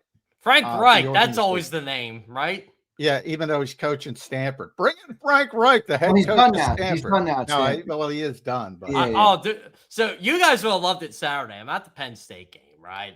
I'm sitting in the first row. I have field access for the final big game. Rutgers Penn State game. Oh yeah, and like Big Dom's there, right? And someone goes, "Oh, Yeah, he's I looking saw for." Dom was there. Yeah, they're like, "Oh, he's looking for the Eagles' next offensive coordinator," and I said, He ain't looked over, I finding said, it there. Yeah, you're not finding it here. Colin Nicky's about to get fired, and he's terrible. So Maybe he can bring in James Franklin. You know, he took I don't want him here. he took the what did he take? The Virginia Tech job? Virginia Tech. You can job, bow yeah. out of that. Get out of there. Maybe Lane Kiffin will change his mind again and come to the Eagles. You don't bring it. By the way, is there a bigger scumbag on earth than Lane Kiffin? I'm shocked it took us this long to get to it with us college football. There is. I think there is. Yes, bigger scumbags on earth than Lane Kiffin. Yes, I'm joking. I'm sure there are people who. Xander, I want to hear your thoughts about that. You're an SEC guy. I think this can of worms is opened by a lot bigger people than Lane Kiffin. I mean, it sucks that this happens. There is literally no more unlikable person in football coaching than Brian Kelly. There is one, and they found him. Somehow they managed to find him. It's LSU amazing. is an amazing school. I don't know. I don't know that that's true, dude. I think Lane Kiffin is much. He's a goofy dude, but he's definitely more respected. I was about ready to just. I'm not talking about as a coach. I'm talking about as the way he handles his business. Well, this is my question with this, because I don't like the way it went down either. But like, what do you want Lane to do? Like, if either of you got offered, a job with a 50% pay raise, like, you'd be like, dude, like that. I take the job, but more resources, bigger program. That's a college. That makes sense. That's what I mean. It's the calendar. Yes. So they have to get him in because the transfer portal's opening. They can't, and obviously Ole Miss doesn't want to let him coach because he's going to poach players and coaches. I get that. I don't know who, like, what do you do? How is Lane an asshole? He's obviously going to take the job at a better school. This is why he's an asshole. He wanted to have his cake and eat it too. No, you either take the LSU job and move on, or you stay at Ole Miss and say F you LSU. But I agree. I would have taken the LSU job too. What he wanted to do, was stay and coach Ole Miss through the college football playoff and recruit the kids as he was doing it to go to LSU. Yeah, which I get. Like a double agent. So from that standpoint, look, you're right. It's a college football problem. The way they do things, they should just change the calendar around. But they won't, because the coaches created that calendar. And then, you preach certain things. All right. We I'm a very cynical person. I think everybody's a fraud to begin with. So, you don't have to prove to John you're not a fraud to get. Exactly. You all these football coaches, they preach something, and then I'm with you. You're making that much money, you got to take it. But he wants to take all the staff he wants to stay through the playoff. He wants to recruit his players to LSU. Wants to coach them in the playoffs and then wants to leave them, as a burnt out house. And, there is some loyalty to the effect of what they did for your resume and the fact that I'm not saying he's not a big part of it, but it's just an ugly, seedy, and that's college as a whole. Yeah, it is. But he comes and his statement was, after thoughtful prayer. Shut up, dude. Yeah, I'm not even bringing up his personal life. I'm not touching that. But you can look it up if you want. Oh yeah, if you want. Guy's a scumbag. Yeah, I know he is. No, I know. I don't disagree with that. I just think it's a tough thing. Like, college football is like, this setup is ridiculous. Xander, I was actually laughing about this whole thing. I'm like, what if Alabama loses Saturday? And then Lane goes, you know what? Forget LSU. I'm going to Bama because they're going to get rid of DeBoer. I saw some Penn State people saying Kalen DeBoer's going to Penn State. I'm like, I can personally tell you firsthand that was never a thing. So yeah, nobody's going to Penn State. The Penn State people, come on. It's like, well, remember though, children of the corn out there. Remember, was Kalen DeBoer an ass, a douchebag too? Didn't he leave Washington after they made the title? Probably game? Was. I don't know of the, I don't know of any reputation. And he probably he doesn't have the reputational stuff. Yeah, that's the thing. Lane is Lane. Lane is a child at heart. Let's be real. You know what I mean? And also, real quick, from a college football, all the bullshit aside, I think Lane's a great coach and is going to be successful. I don't think LSU is a great fit for him. I thought Florida was a much better fit. I thought Florida was a much better fit. Be careful what you wish for. I remember when Brian Kelly left Notre Dame because he's like, there's certain restrictions at Notre Dame because it's still a, big time college and you have to jump through some of the hoops educationally, academically, big time college. You have to jump through some hoops. You don't have to jump through in other places. And the perception was, well, he had such success at Notre Dame that he would go to LSU where you don't have those restrictions. You got more money and yada, yada, yada. John, more than anything. It's money now, dude. Example. And he's worse. Meanwhile, Marcus Freeman is knocking it out of the park there to the point where Penn State loves Marcus Freeman, by the way. I love him. Everybody does. Everybody does. He might go to the NFL. Should. But I cover Marcus Freeman. He was at Ohio State. I'm a big Marcus Freeman fan. I like him a lot. And they might make the playoff. I guess they might not. I don't know if they're going to make the playoffs or not. It's gonna be tough, especially if Duke wins the ACC. It's gonna be really tough. Yeah, I don't know if they can fit them in. But I know they're one of the best 12 teams in the country. But that's not how it works. I know this is a completely different scenario because it's an upgrade. But John Summerall's leaving the playoff team to go to Florida right now. Yeah. And that's a good not that backlash. And so is Dave Caldwell. We didn't bring up Dave Caldwell. He's defecting the Eagles. Yeah. Howie got him that job, by the way. Yeah. Oh, right. It's the Florida connection. Yeah. That's right. Howie's a Gator guy. Caldwell's Howie's a Gator. Gators. Dave Caldwell's a Florida guy at heart, too. He lives there. He still lives there. Yeah. Yeah. He was born to be an exec in Florida. Well, he's been in the NFL for 30 years, so I don't know how he's going to fit in. But Xander, to add to your LSU point, though, right? Nick Saban had his fill of LSU, and he wasn't there that long. They're different down there. They're going to be good.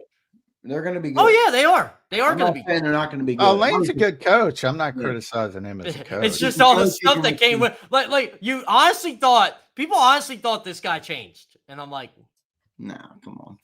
What's the old Lane saying? Was at Alabama, I think when I was at Alabama, if I'm not mistaken. He was. Yeah, he was there. Yeah, I know he was there. I'm just trying to remember if he was there when I was there. I just saw somebody defending Lane, and it happened to be a very attractive young lady who claimed she got her first big interview with Lane Kiffin. And I'm like, shocking. Shocking that Lane gave you the inside tour of the office. But I digress. Yeah. Hey, you know what they say, John? If it barks like a dog, Yeah. Yeah. Wags his tail like a dog. He probably has fleas like a dog. Fucking duck. Shocking. That Yeah. All right, Jeff, I got to run here. Let me get your final thoughts, man, on this Eagles team. You're way more optimistic than I am, and I don't think I'm a doom and gloom. You have a right to be pessimistic, by the way. I'm not getting on you for that. Jeff, this team ain't that good, man. I don't think any team's that good. I agree with that point, but I'm not talking about that. I'm talking about the Eagles. The Eagles are not that good. Your response and your final thought here. All right, Xander, I'll bring it back to you. What do you think their record over the final 5 games will be? 2-3. You're going 2-3? Ooh. I'm going 3-2. All right, I'm good with that. I think 3-2, that gets them to the division anyway, right? 3-2. I don't think they lose out. I don't think they win out. I'm going 3-2 because I picked 11 games before the season. That's a good way to go. If they go I went 12. If they go 2-3, would playoffs be in danger? Yes, because of the way the conference. But again, it all depends on what Dallas does. Yeah, right. No, I don't even think they'd be in danger. I don't think that is, and I'm pretty high on Dallas right now, but I don't think they have the consistency to run the table. I'll tell you what, Xander, if they lose to the Raiders, I'm going to be right with you on this train, by the way. No, I'm going to tell you to pick me up and just drag me. I got a Raiders as a win. If we lose to the Raiders, guy. Okay, so what are the losses? The losses I'm picking Bills and Commanders. Chargers, Bills, and 1 Commanders game. Yeah, I'm picking Bills and Commanders. I think they're the 2 losses. Yeah. I don't know which Commanders game, but I'm going to pick one. And by the way, if Herbert doesn't play, then I'm going 3-2. But I'm expecting Herbert to play because it's not his throwing hand. He'll just toss the pass on and be out there. I think. I don't know. Yeah, well, that makes it tougher. But the Chargers are in deep shit anyway, just because. I'm going to go with your point here, Xander. I did not think 2 years ago the Eagles were going to lose to Drew Lock on Monday Night Football. They had 10-0 lead. You saw how the Commanders played last night. But they're okay. They're playing. They're not good, but they don't suck. Well, I think we're going to split. We split with the Giants and we split with the Cowboys. I think we're going to split with the Commanders too. Yeah, I agree. I think that's a bigger issue here. The Eagles are 2-2 in the division. That division's not good, by the way. Fans should root for the Detroit Lions on Thursday night. I think they're going to anyway. Because week 15, the Cowboys have the Vikings at home. Yeah, they'll beat them. That you think? They have the Chargers at home. Again, that's they play so well at home to begin with. Then they finish up with the Commanders and the Giants. Cowboys. If the Cowboys beat the Lions next week, they could win out. They could run the table. No, it depends how good they play, though, because they could collapse too at any second. No, they're not. They're not very consistent, or they haven't been. They've been consistent recently. You know what, Xander? If the Eagles do blow the NFC East, we're gonna look back at that Week 12 game and just be like, "You had 21-0 lead." Well, that would be the ultimate problem. There's been no repeat winner in 20 years. I know, and trust me, I said a month ago, I'm pretty confident the NFC East is going to get one. I'm not as confident. I'm still pretty confident, but not I still feel like they're going to get it. Yeah, I still feel like they're going to get it, but holy crap. All right, Jeff, good stuff, man. Appreciate you doing it. Jeff, I appreciate your optimism. It's always fun, Xander. I love coming quite subscribe to it fully, but I do appreciate it here on the show. By the way, somebody put up a fire Kevin Patullo sort of traffic, one of those traffic things on Patterson Avenue by Lincoln Financial Field. That's not going to change the Eagles' mind. I'd love to get some truth serum into Jeffrey Lurie and see what he thinks of the big problems on offense. This is what I think of the fans that stand outside that building, by the way. When I come out of there with my big ass car, they think I'm a player. That's what I think. So there you go. When the Eagles do poorly, Jeffrey just goes yacht shopping to take his mind. Yeah, right. Jeff, what kind of big ass car are you pushing? Oh, I got a nice little Honda Pilot there. I was looking forward to our Washington trip, but now you're not going. Yeah, John was really looking forward to that. All right, guys. Good, Jeff. Good stuff, man. We'll talk to you next week. All right, brother. I'm the only one who knows where the park in that whole thing, or is that Baltimore? No, that's Baltimore. Yeah. I know where to park in Washington, but wanted to see the new Honda. What is it, Pilot? Honda They're Pilot, apparently pretty yeah, nice. with all the trimmings. Not a All right. Honda guy, but I appreciate it. All right, Jeff. Good stuff, bro. Later. Yeah. See you guys. Later, See ya, man. Kerr joining us right here on Birds 365. Good stuff there from Jeff Kerr. Appreciate him joining in. Always good to talk to my boy Jeff Kerr. Didn't quite understand some of what he was saying there, but I do always appreciate the different perspectives on the show. Johnny Mac, a lot to talk about here on this team, man. This is an interesting. Is this not an interesting football team? They always keep it interesting. Always are. I said the only circus tent bigger is Dallas. There's always some bullshit going on with this team, even though they've been so successful now. And when they do lose and they have hiccups, it's just like it is Chicken Little time. The sky is falling. That's what happens when expectations are raised, and it's shocking that that they're like everybody else now. And yeah, they might have a bad week, and they might play like shit. The problem is they played like shit on offense for the entire season. But I'm glad people are finally recognizing that. That's a positive from the quarterback standpoint. Because it's easy to blame the coach. It's easy to blame the offensive line to a certain degree. A little bit harder to blame Saquon. But you had this Jalen Hurts wall, to use political terms. You had the blue wall, the red wall. You had a Jalen Hurts wall that everybody would protect this guy at all costs. There's some deficiencies, but people are finally talking about it. I like that. I feel like you and I have been talking about it for 2 Oh my years. God. I've been talking about it for 3 years. I mean, what the hell? I don't feel like this is new at all here. Anybody who listens to Bird 365 is normally ahead of this shit, man. They know what's coming. They understand that there's issues, that, you win games, but that doesn't mean it's all perfect. All right, John, where we are right now, what do you think? Can I ask you to speculate? And I know you don't like doing that, but I'm going to ask you to do it.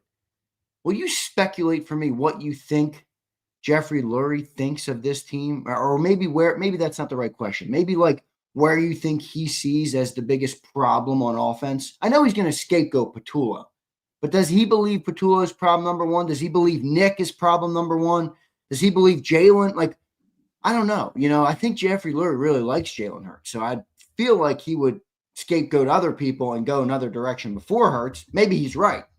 Well, he's definitely, I mean, the standpoint of it's easier to scapegoat coaches than to scapegoat players. Sometimes you have to. Right. Well, let's go away from the scapegoat then. Who do you think he thinks is the number one problem? Forget who he's going to scapegoat. That might be two different answers. I wish I could tell you from the standpoint of, I think Jeffrey Lurie knows more football than most owners in this league, to say the least. But I still think he doesn't know football to a high level, which is why you don't want to make and by and large, he understands that and gets out of the way, by and large. But from the limited time we do get him, we do know that he believes in certain things. And number one would be that the easiest way to succeed in this league is, and he's right, is a high octane passing offense. Yeah. Especially consistently, because you see what a run game does, to a team. Yeah. So great. He's sort of swallowed that because of the team success, but I think it's still in his DNA of that belief. But he also knows he can't move on from the quarterback at this stage, nor, again, Afghanistan. Do you have an exit plan? Do you see some of the quarterback play here in this league? I mean, where are you going? Do you think Jalen Hurts is capable of playing the style of offense that offense that you just spoke of, that Jeffrey Lurie wants? No, I've said this consistently. They are never going to have a high volume passing offense with Jalen Hurts. Never, never, never. That doesn't mean they can't have a week. When I say that, I mean consistent passing offense. Doesn't mean they can't have up weeks. They have had up weeks in this year, where you're going to have more down weeks than up weeks. You have committed to a style of play when you pick any quarterback, from the best to the worst. And that's the goal. I mean, the goal is everybody. Now, I always say when we do these top 25 lists, Ed and I do it in the off season. I always say I don't like, mine is best pure football players. I don't like talking about impact, because impact is always the quarterback. Every city, whether it's Jalen Hurts or Max Brosmer yesterday, How you are the most use Max Brosmer? Well, because it's a great outlier. Yeah, it is. No matter how good or how bad you are the most important player on the field for that week in that game for your team. So that's baked into the position. When you pick a quarterback, from Matthew Stafford, Dak Prescott, Jordan Love, Brock Purdy, Joe Burrow, DJ Stroud's back, Jalen Hurts, Tua, Justin Fields. What a disaster that was for the Jets this year. I'm just looking at Baker Mayfield, his shit show. Trevor Lawrence, kind of good, kind of bad. JJ McCarthy, I think the worst personnel decision in a quarter century, literally.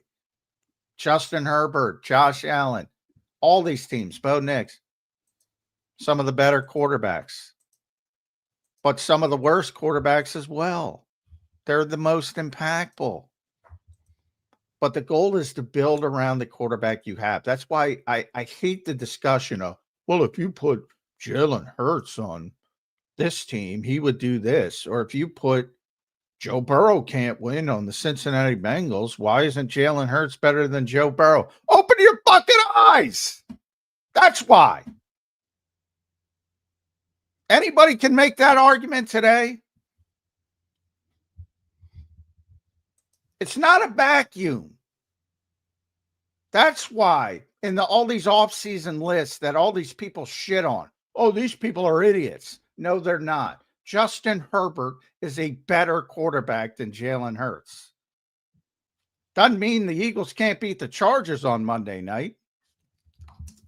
I'll probably pick the Eagles, even if he plays, because he's not going to be 100%, and he doesn't have his tackles. But if you gave, an NFL decision maker, and some of them are idiots, so I'm not going to say 100%, but the vast majority are going to take the obvious choice.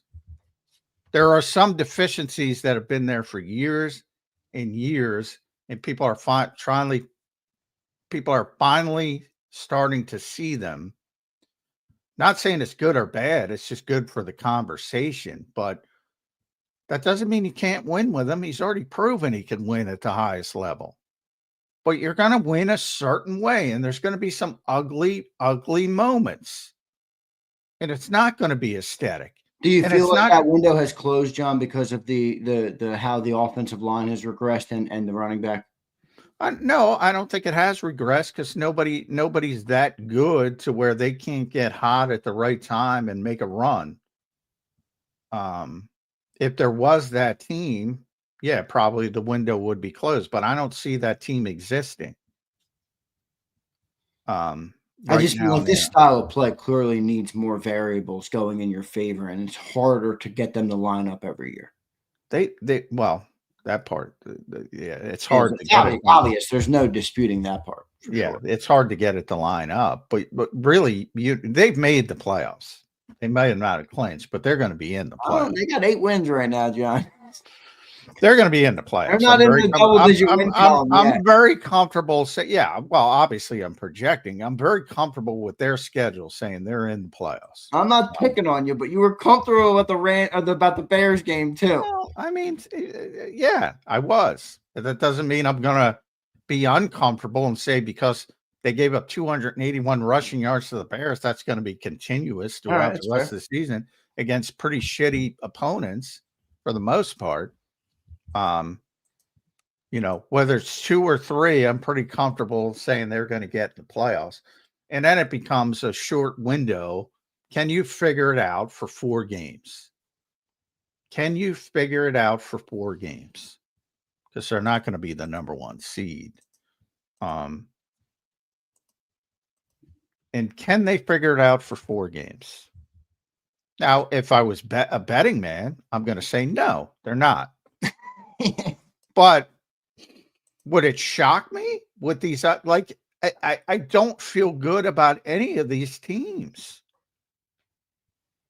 Like, if you force me and I lean towards, I think the Packers are the best team. But Jordan Love might come up with that shit stain of a game that he's capable of having on a particular Sunday or Saturday in the playoffs or Monday. They play every day now. Damn NFL. You know, Dallas is playing well. Come on. They might not even make it. The Rams, you just saw the Rams. You know, if Matthew Stafford isn't taking care of the football, they can lose. There's nobody. You know, Sam Darnold, all the pumpkin people are going to come out. Well, Sam Darnold's going to turn into a pumpkin. Maybe they're right.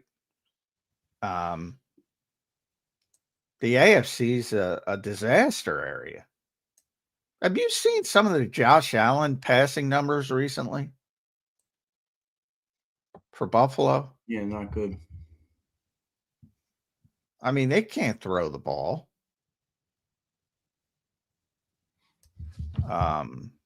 You know, Baltimore and Kansas City were supposed to be the top teams. They both might not even make the playoffs. New England? Yeah, why not?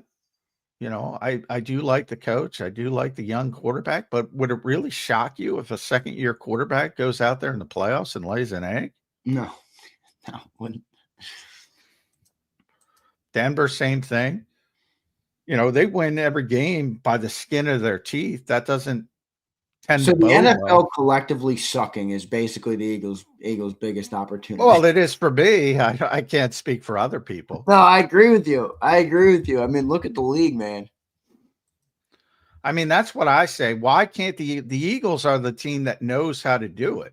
The only problem with it is that I don't think their defense is going to be able to hold, and they can't play the offense. They can't right now. They can't move the ball. You know, like the Rams might have a bad game, but they move the ball. Well, I would prefer if they got. I think the goal is to get to a credible running game in that 4-game run. Can they get there? Well, I don't know. They haven't been able to get there. Well, you said it going into the Bears game. You're like, if they can't get it going this game, this is just what they are. I mean, come on. That was the perfect team to run against. Yeah. And they did have a little bit more success when they did run it. I think he was It looked like there were some holes, not a lot. But he was over 4 yards a carry, which is a big right. upgrade. And Jalen had some runs himself that were pretty effective. And I think, as I said, I think those will amp up certainly when you get into the playoffs. So, I mean, like they're the most proven team with the exception of Kansas City, and Kansas City's on the other side, and they might not even make the playoffs. So from that standpoint, they know how to do it. They know what it looks like, at least the vast majority of players. And the other teams don't. You know, Chicago, first time. Denver, first time. The Rams, you know, just consistently lose in the playoffs eventually. Packers, you know, again, Jordan Love, inconsistency. Packers scare me, though. I've said that from the start, from the day they traded. Yeah, they could lay an egg, though, in any game, and you've also said that. So. Yeah. The Packers look like the one team that if they click, I don't think they could beat them. And they already beat them in the regular season. And people will go, yeah, but that's the point of to your point, which I was on Team Zander with that discussion. I mean, just because you beat somebody, in the September. goal, you hear coaches talk, the goal isn't to play your best football in September. It's to play it in, January and February. Well, that's what I don't want to pick on Jeff when he's not here. I don't like doing that. But he said to me, "You have the college mentality." I'm like, don't you have the college mentality? They beat the Rams, so they're a better team than them. I don't think I had the college mentality there, but whatever. Well, that's, we were talking about college earlier. So you look, that's the talk. It's like, well, Miami beat Notre Dame in week 1, so they should go to the playoffs when everybody knows Notre Dame's playing better right now. Well, which is the correct answer? Depends what your definition is. Do you want the better team? Then you want Notre Dame. If you just want head-to-head, then you want Miami. Depends on your conversation. But just because you beat somebody in week 1 doesn't mean they're better. Yeah. In whatever week we are in college. John, let's go into a new final segment here. I'm going to get into here. We got about 15 minutes left or about 12 minutes left on the show here. Jahad Campbell got 0 snaps on defense, John. Yeah, yeah, I don't know what to say about that. Just, and the Eagles were pretty, they said they're both going to play. They're both going to play for weeks, and now he's not playing at all. And ironically, that was Jacoby's worst game. Now, partially because the defensive line couldn't keep blockers off him. And obviously, linebackers aren't going to look good when defensive tackles don't keep blockers off them. Yeah, but there was also bad linebacker play in that game. Rewatching the game, like Nakobe Dean had. Oh, he had a terrible game. Yeah, he didn't plug to get like he normally does. He didn't get upfield. He was tackling guys 9 yards past the line of scrimmage, unblocked. Now, that's not the strength of Jihad's game either right now, but it's hard, on a game, it's hard to imagine he would have played as poorly in an individual game. Oh, God. I just looked at the PFF numbers. Oof. Nakobe got a 29.7. Holy moly. I've never seen him that low. Where was Bond? Bond got a 57.5, which is terrible for him. He never, but He's still, like high 80s, 90s. Yeah, that's terrible for him, but acceptable, I guess I would call it. Well, is this enough or at least evidence of maybe Jihad should be on the field? Well, he should be playing some. You got to find a role for 32.8 for Jalen Carter, by the way. Those are the two players. Jalen Carter and Nakobe Dean were just disasters. Yeah. And Byron Young. And even that drop off on Bond is a big impact because of how good he normally is. Yeah. Yeah. Because the only one who played well was Quinyon, according to them. No surprise, I guess. I'm pretty sure I'm going to vote for him to be an All-Pro this year. Depending on, we still got a lot of football to play, unless you can fall off. But Jordan Davis was okay. Morrow did not play well, but he was okay. Jalen Carter was a disaster. He really was. So was Nakobe Dean. I mean, I don't know if I'm right. I don't profess to be the arbiter of football knowledge. I'm not the expert you are, but it felt like Jordan Davis was okay. Like he made a couple plays. Yeah, we get ran for 281. I'm not going to sit here and say he had a good game, but it felt like he made a couple plays in the game. Like he was, getting some push. He was creating some areas on the defensive line to get some pressure, but. Yeah, no, I thought he was fine. You could win with his. That's how I kind of describe it. Can you win with that level of play? He's played better this season, but you can win with what he gave you. There were certain guys: Quinyon, Jalix, Jalen Phillips, Cooper, Jordan Davis. Those were the guys. You could win with the play that they gave you against Chicago. Not that they played great, except for Quinyon and Jalix. They probably were at the top tier of where they are typically. Obviously, Quignon's at a higher level, but Jalek's played a good game. And then everybody else, Nolan, Zach, Morrow were the three guys that you could probably say, all right, they had bad games for them, but maybe you can get through and persevere.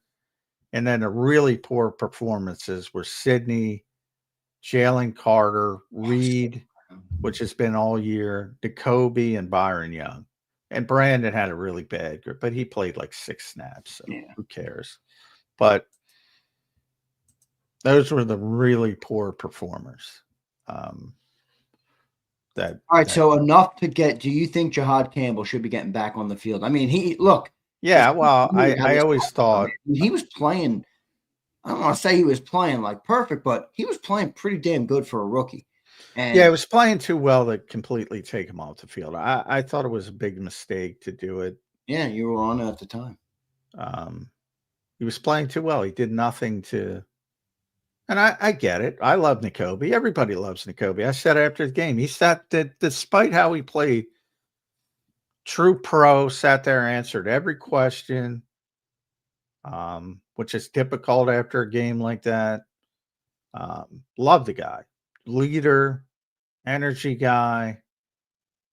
But, Jahad was playing well. I wouldn't have taken him off the field. I wouldn't have.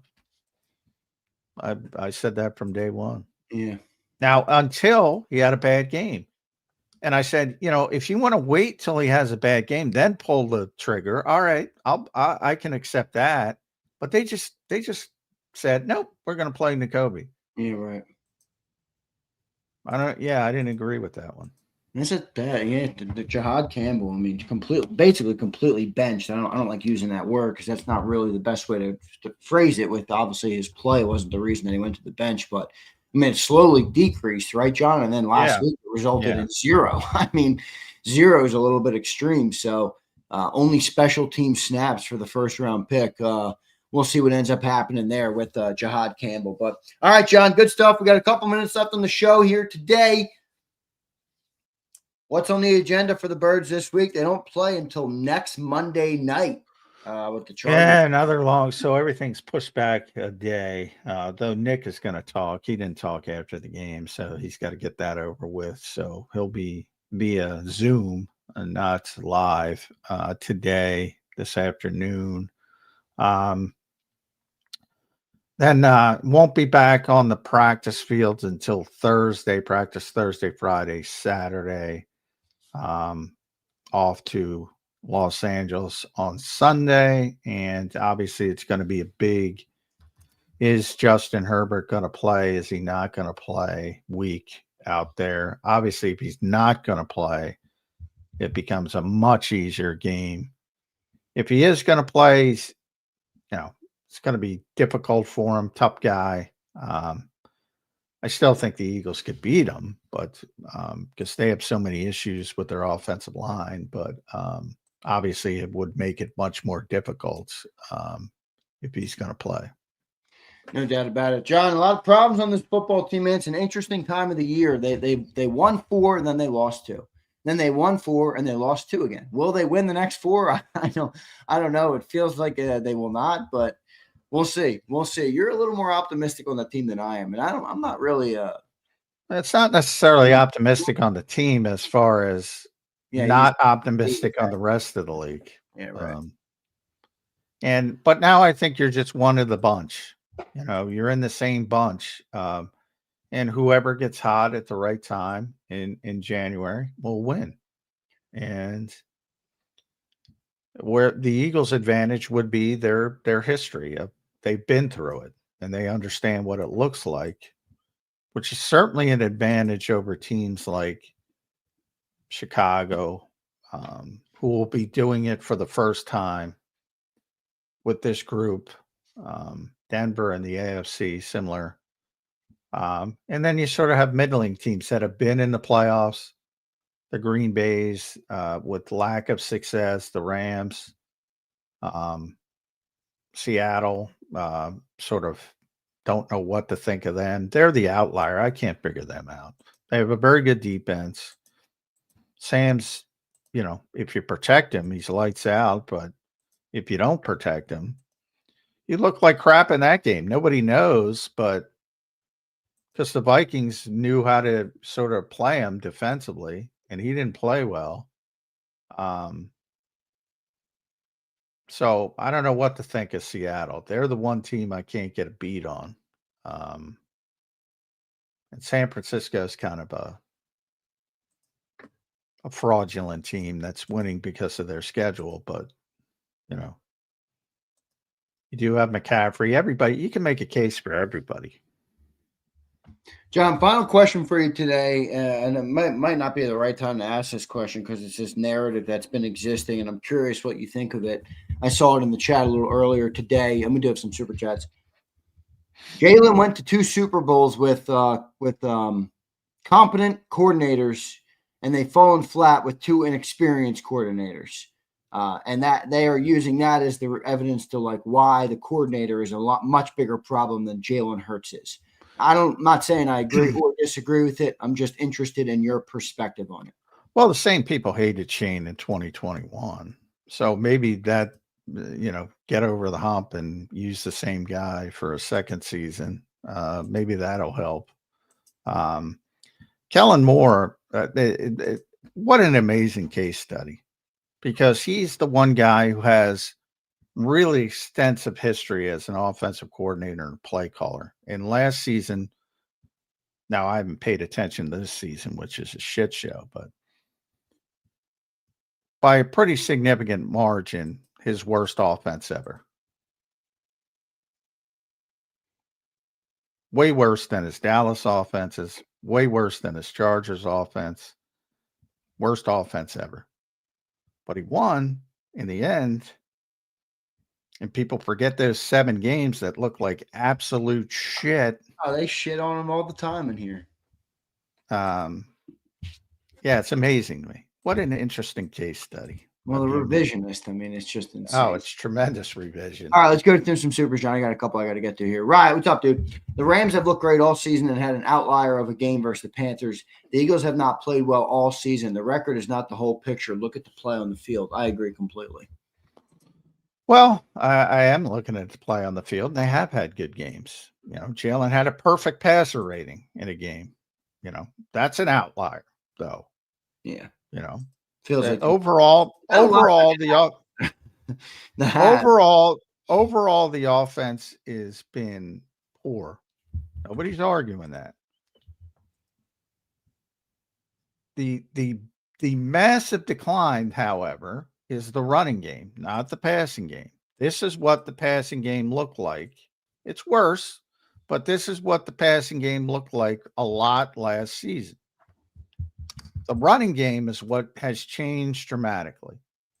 Whether you want to believe EPA or not, and you're a stat wonk or not, they're down 144% in rushing the football from an efficiency standpoint. Let me say that again. 144%. They are down in passing 37%. Not good. A hell of a lot better than 144.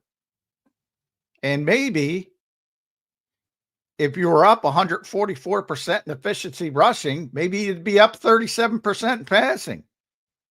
But what isn't going to happen is this team turning into a high volume passing offense. There are limitations to the quarterback.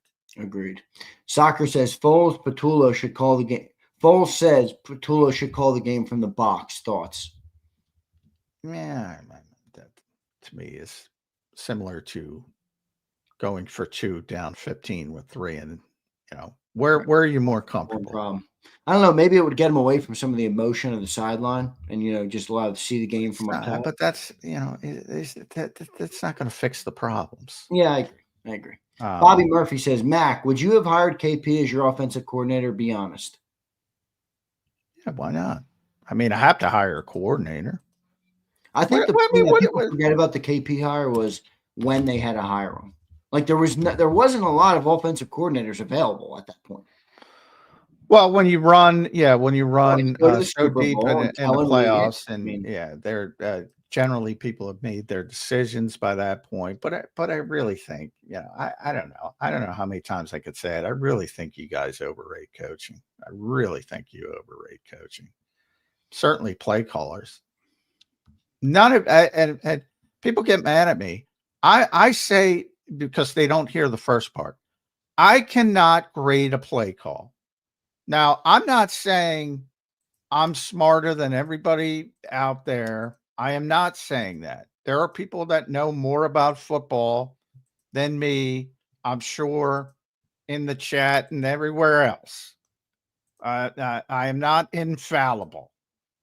But anybody who claims that they can judge play calls, I am smarter in football than you, because that is complete and utter bullshit. You're judging play results. How many times have I said that, Sam? A lot.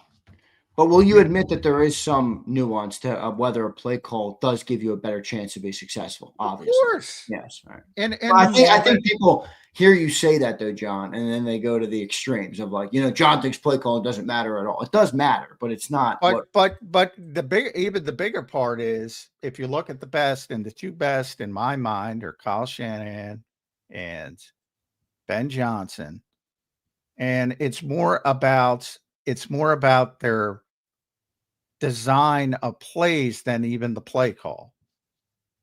And similar to Vic on defense, and why Vic is the best in the business, even coming off a 281-yard rushing performance. Can you teach it? Because anybody can go get Ben Johnson's playbook, and anybody can go get Kyle Shanahan's playbook and copy it. Can you teach it to where the players can execute it?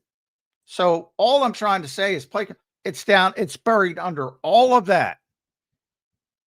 And then when you get to the level of having that scheme, and you get to the level of designing those plays, and you get to the level of teaching the players to execute, then it comes down to the feel of the game, which some people have a better feel. That's true. And of the Eagles coordinators in this era, Shane definitely had the best feel in the moment.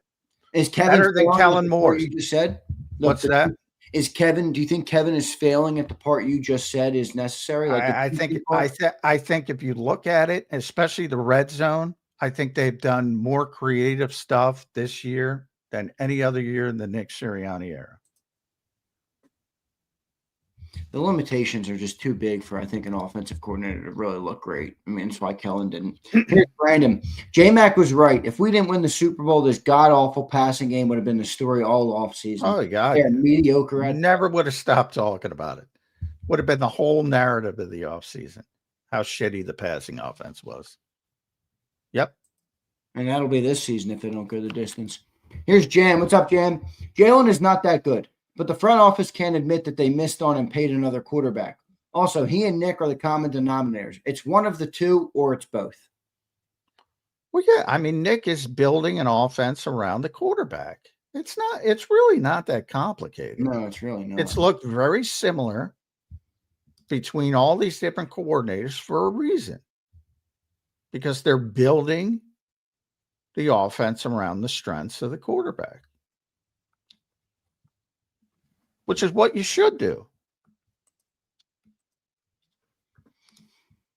Jan, thanks for the super. Worst behavior checking in. Did you see CJ Gardner-Johnson wink when Shady asked him if the offense was predictable? I know he trolls and was here, but in line with the hints from the team. Yeah, well, he was trolling, and it is CJ, so I wouldn't that. Dan asked me that on the post. I mean, Come on. I mean, it's the predictability has everybody's predictable on 3rd and 13. It's true that they're predictable. The question for me is why they're predictable. Exactly. Everybody's predictable on 3rd and 13. The whole goal of defense is to make you one-dimensional. Why? Because you're predictable, one-dimensional. You got to throw it. It's everybody's goal. So when you again, I point to the red zone where they've had some success, and they've gotten Dallas Goedert involved with some unique things you haven't seen before. And they run some things off the tush push that you haven't seen or haven't seen as much. And they should do more of that, by the way. I think if you're being objective, it's been much more creative this year than in years past. Now, has it been effective? No. Now, pre-snap penalties. If you want to blame the coaching staff, start there. Even though it's the players executing, and certainly they're told ad nauseum. Look, example of that great play to Dallas Goedert in the Cowboys game. Pulled back because Devontae Smith didn't line up right. Okay, whose fault is that? I mean, Devontae Smith's the one player you can say, well, he's gotten better this year. Fucked up on that play. Instead of 1st and 10 at the Dallas 40, you're 2nd and 15 and backed up and behind the sticks again. 1st and 15, behind the sticks again. And you're up against it. And you're one-dimensional. And you're predictable.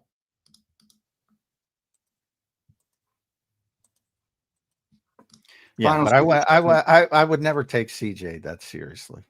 Good or bad. Yep. Final super chat. 116 ass crams in the last 3 years has damaged our interior O-line just to please Hurts. Goofy play. I don't think Jalen even likes it. I don't think you're trying to please Hurts. I don't think. I think honestly, again, I'll blame the coaching staff for all the people saying I don't blame the coaching staff. Their ego's gotten in the way. Oh, it's our, no, it's a shit play. Move off it. Nothing to do with Jalen Hurts. All right, John, good stuff, bro. Your final thoughts here on the Monday edition of the show.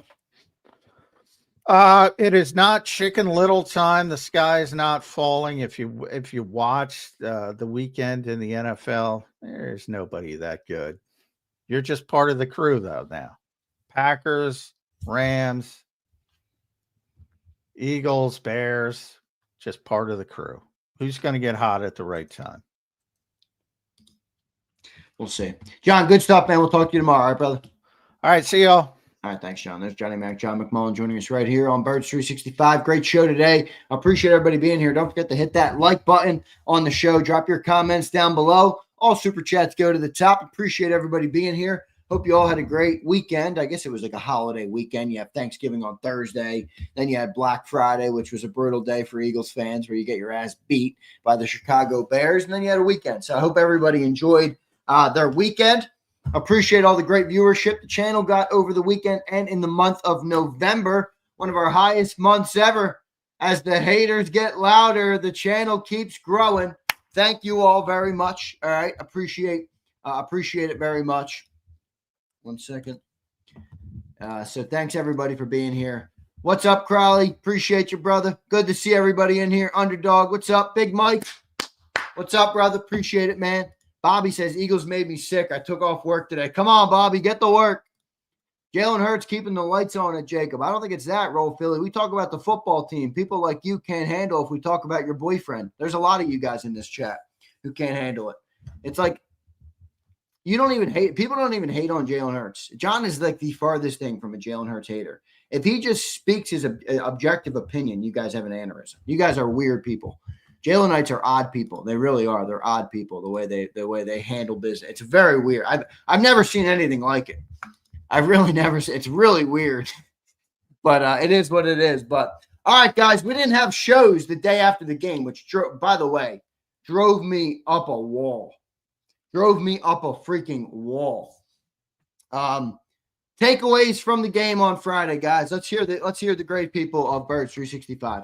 Takeaways from the game, man. Takeaways from the game on Friday. Let's hear it. Let's hear it.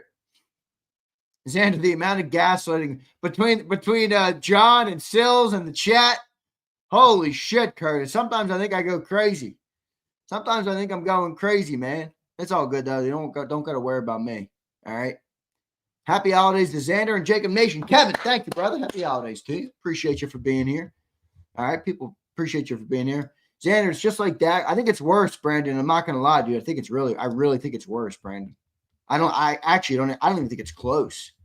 I think it's a lot worse. All right. Denny says, shit show team. AJ is right. Oh, great comment. I don't want to see anything ever that AJ Brown was wrong. And then here come all the people. It's not that we didn't think he was right. It's that how he delivered the message. It's social media. Oh my gosh. I hate that mentality. Don't worry about the actual problem. Just focus on the message or how he delivered the message. What? Stupidest thing I've ever heard. AJ was completely right about the problem. The offense has completely buckled this whole team. And by the way, I think John is being way too nice to the offense. Way too nice to the offense. John has been so nice to the offense. I don't know how. I mean, he's putting that 281 yards on the ground all on defense. I'm like, hello. To me, it looks like the dam finally broke. The defense has been holding this team together with duct tape and bubble gum all year.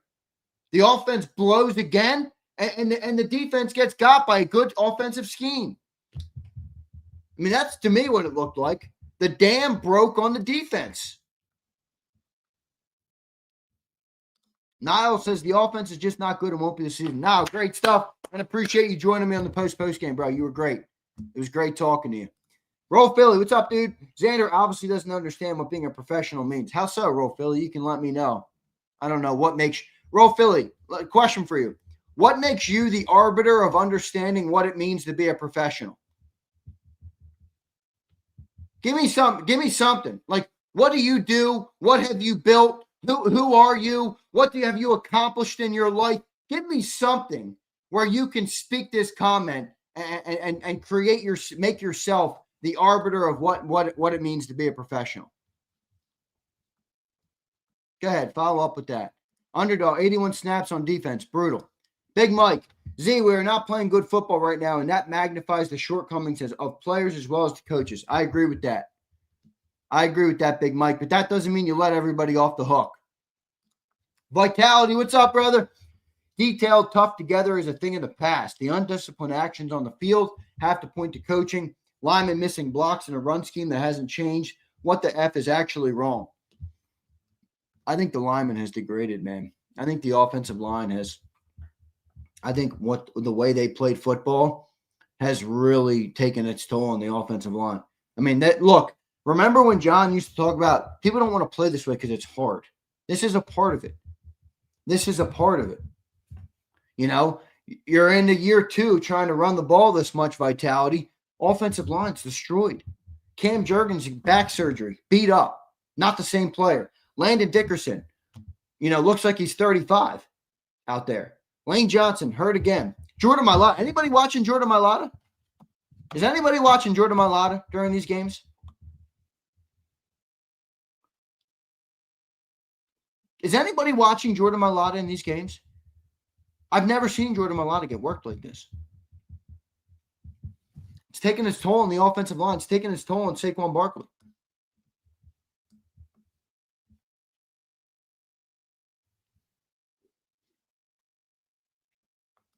Donald says, I think AJ delivered the message perfectly, and he was absolutely right about what was going on. I agree at 100%. You'll have a bunch of cispots. Oh, use social media, but they don't understand how hard it is to get a narrative out in the Eagles. The Eagles are like the Gestapo. You can't speak, including the people in the building. You can't speak about their deficiencies. You can't tell them that they're wrong in their thinking. And that's why AJ had to go to social media. And that's why you hear him now at the podium. He just says the same phrase over and over again. We should execute. I mean, AJ's dejected. You can see it. Anybody with 2 eyes and a brain can see it. But most people don't want to believe it. That's the difference. Mailata's been a turnstile, complete turnstile. Here's Donald. What's up, Donald? That definitely had something to do with it, but they ran like that from jump, Zander. Didn't happen in the second half. They started off running it down our throats. Donald, I completely agree with that point. This is, I think, the context, though, that bothers me about this narrative. And I don't disagree. The defense was terrible. I mean, you gave up 281 yards on the ground. It's brutal. This is the thing that bothers me about it. Going into the fourth quarter, Donald, they had already given up north of 200 yards or around 200 yards in rushing at that point. The Bears had 10 points on the board. The Bears, with one of the worst defenses in football, had 10 points on the board. So think about that. Look, I'm not saying not stopping the run wasn't a problem. It was a problem. They had 10 points on the board. The Eagles had the ball in opponent territory down 10-9 after Jalen Hunt intercepted Caleb Williams. The offense could have, if the offense just took advantage of one opportunity, the Eagles could have won that football game. The offense couldn't capitalize on shit. They couldn't capitalize on shit. Now, again, the defense deserves to be ripped for giving up 281 on the ground. I agree. But the offense can't capitalize on shit. I mean, I think that's when Jalen fumbled the tush push. And by the way, they were running the ball well that drive. Saquon had a 15-yard gain on that drive. And they started in opponent territory after the Jalen pick. So again, if the offense can capitalize on one freaking play, on one drive where you're handed the ball by Jalen Hunt in opponent territory and Saquon rattles off 15 down to the 20-yard line on the first play, you know, the offense can put the team in a position to win. Sky reacts, his elephant in the room, Carter has been asked. He's not a superstar. Guys, we got a big conversation with Jalen Carter. Jalen Carter is a good player. I'm not saying he's not a good player. Jalen Carter has not lived up to what he should have lived up to. Let's be real here. I want everybody right now, for the next 5 minutes of conversation, check being the nice guy, check being a fan and not wanting to criticize people, check all that crap at the door. Be a man. Jalen Carter is failing his opportunities. He's out of shape. Let's be real. The guy's fat. Jalen Carter is fat. For what he should be, he's fat. Look at guys like Myles Garrett. Look at guys like Aaron Donald. Do you see how those guys fucking work on their body day in and day out so that they're in the best position to dominate football games? Jalen Carter shows up and relies on talent alone. I'll use a phrase from Miracle. You don't have enough talent to rely on talent alone. Jalen Carter is completely missing on his opportunity right now to become one of the highest paid defensive football players in the league. It's a shame. It's a shame because he has the talent. He's not doing the work. He's not putting in the time. He's not working on himself. He's not doing what he needs to do to become a great player. He's still undisciplined. He still largely acts like a child on the football field. He's not in shape the way he should be in shape. I mean, come on. Deshae says, say it to Carter's face. I'm a talk show host, Deshae. What do you want me to do? Be nice to Jalen Carter because I'm on a talk show? It's the stupidest comment ever, Deshae. I'm not saying get rid of Jalen Carter. I'm saying he has an opportunity to be the best defensive player in football. Has he done the work to be that player? He's immensely talented. He's immensely talented. Do the work or get criticized for it. He's not doing the work. He's not doing the work.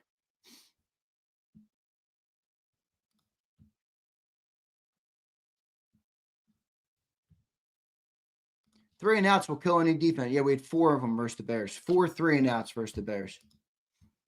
Carter isn't worth 20. I think they're still going to pay Carter, but he has not done what's necessary to earn a top contract in pro football. He's just kind of a lazy dude. There's a lot of guys like that. You know, this league isn't filled with players that get 2,000 people together in a room. You know, that's what the NFL is like. Get 2,000 guys together in a room. There's going to be motivated people. There's going to be hard workers. There's going to be lazy people. There's going to be smart people. There's going to be dumb people. That's the world. It's a melting pot. Same with the NFL. Jalen is a very talented player, Jalen Carter. He is not doing what he could be doing to maximize his abilities.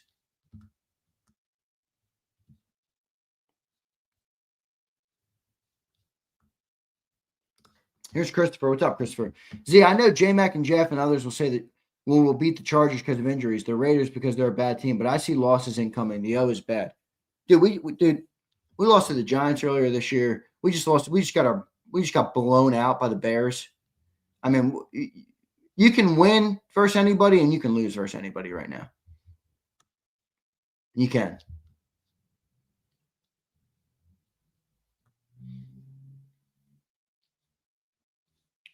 Roll says, I'm done with the sky is falling stuff. I don't think the sky is falling. Roll, are you watching a good football team? Are you watching a good, all right, the sky's not falling. You're 8-4, Roll. Analyze the Eagles then. Give me your thoughts. What? You don't say anything, Roll. All you do is say how much you love all the players and you criticize anybody who criticizes anybody. Be honest. What are you watching? All right, the sky isn't falling. The team is 8-4 and they're probably going to go to the playoffs. Fine. That's the premise of this conversation. What's your take then? Are you watching a good team? Are you watching a good offense? Are you watching good quarterbacking? Are you watching good coaching? Are you watching a good team? What are you watching? You don't have to be sky is falling to be honest about the team. It's not that good of a team. It's not that good of a football team. Jay says, Zander, you might be right on. You might be onto something. Pay-per-view Jane versus Sills. I might pay for that shit. All proceeds going to JAKIB. That was funny. I thought John flew a little off the handle there. I told him that too, by the way. John had a fine point about, comparing it to being able to stop Gibbs. But all Philia was saying was, when you get blown off the ball for 281 yards, you don't have room to speak about who's better than who. That's the point. That's the point. Two separate points they were trying to make. But whatever.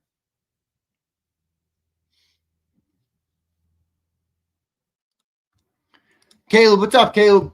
Players obviously impact the most, but John undervalues coaching. I agree. I think he undervalues it a little bit.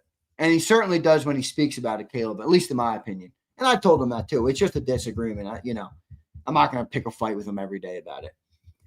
First-time play callers have not won a Super Bowl in recent memory for a reason. Yeah, I would agree with that. I don't think the play callers are great. I don't think the coaching is great.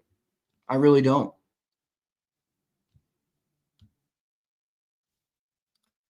I've watched a terrible game and a half. Ro, you haven't watched a terrible game and a half. You think the offense has been good at any point this year? Really?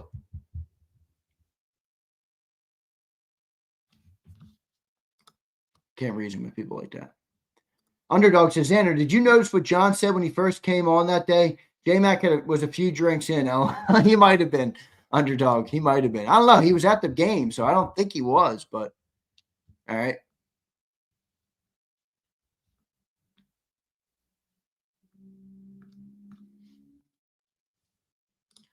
Only coach he does not undervalue is Vic Fangio. That's true. He puts a lot on that's contradictory to myself. He said it. I got to listen to Underdog. When did he say that? At the beginning of the show? When he joined? I didn't hear that.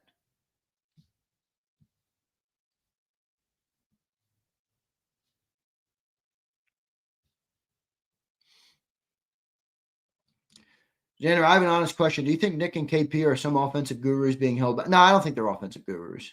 I don't think they're stiffs though. Like he had a good offense with Phillip Rivers, But no, I don't think they're like Ben Johnson. No. Or like McVay. I don't think that. And John says coaches don't matter that much, but every dynasty had a great coach. Well, great and the dynasty coaches will all tell you I had great players. Go ask Jimmy Johnson how he became a dynasty.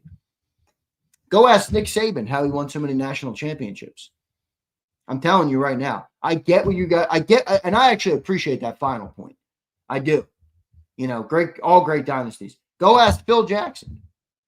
I'm telling you, all great coaches roll. And people might not want to hear this about John and undervaluing coaches, but when you listen to great coaches speak, they all say the same shit. Go listen to Nick Saban talk about play calling. I'm telling you right now, he sounds like McMullen. Go listen to Nick Saban talk about play calling. He literally says, whoa. You got great players. Call up plays for the great players. That's it.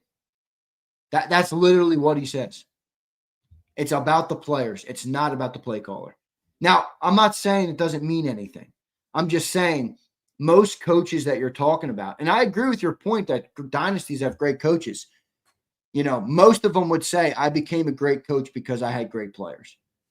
Now, I think there are principles, and I think there are things that, great coaches have that they have to, discipline, work ethic, all those different, I think that matters.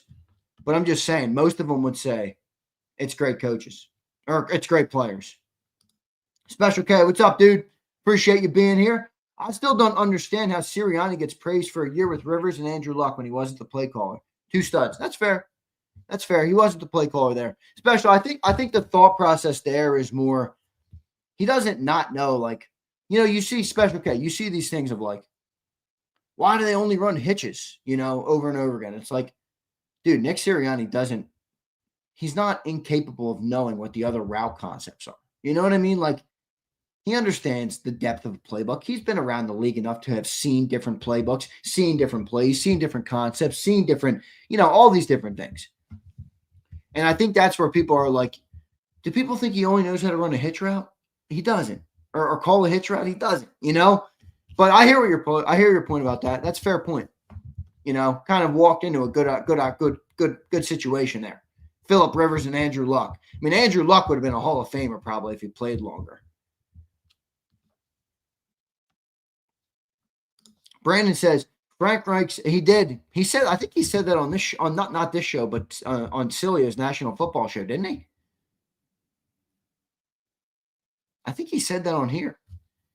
Nick designed the offense, so I don't know. It's kind of Kenny Special K. I think it's fair to go either way there. Step says Xander. I think they are cooked physically and mentally. Harbaugh is a master at scheming the run. They just ran for 200, so you know what the game plan will be versus the Eagles. Yeah, they ran for a lot. You heard John kind of downplay because they had one big 60-yarder, but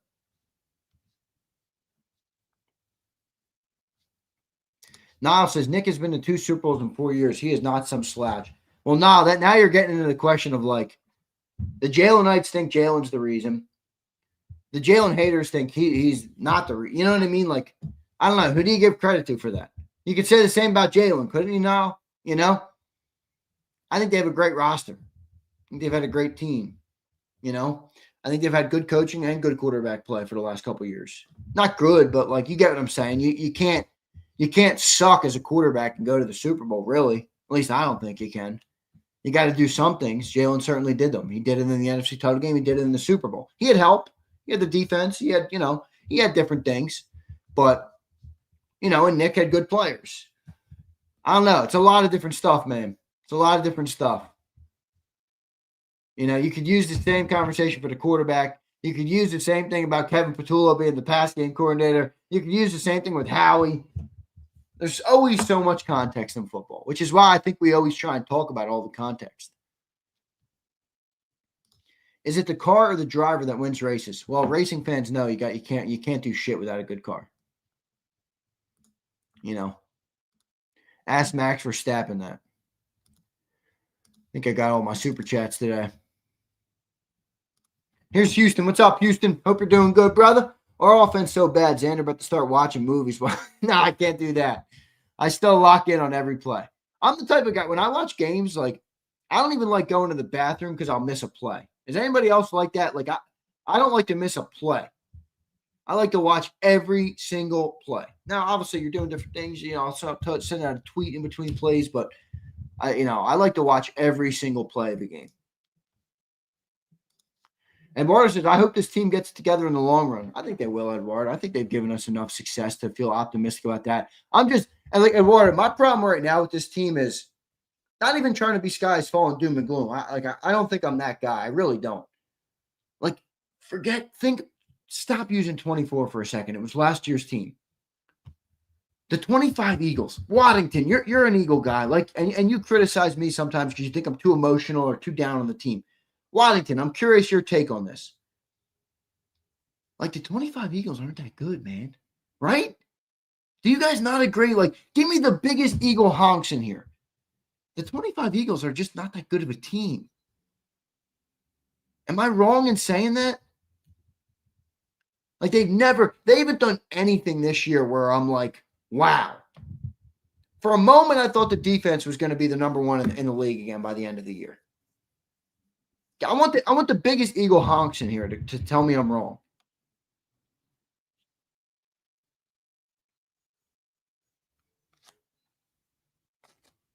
Definitely not good on offense. Afraid says 25 Eagles suck. Emirates going to flip over his destiny. Honestly, I'd like to hear Emirates in here. I know Emirates will just kind of lie, but which I appreciate. It's part of his shtick. I just don't think they're that good of a team, and that's where my concern lies, is that 24, they were clearly a good team. They had a great defense and a great running game. Jalen did what he needed to do when the moments came, and the team went the distance, Like, I haven't seen any of that this year. You've seen small flashes from the defense. You've seen very small flashes from the offense. But, like, all things considered, I really don't think the team is good. And I'm not trying to say that as a hater or criticizing any one player or coach. I don't think the team is that good right now. So I don't think that they're going to win it all this year. Maybe they could.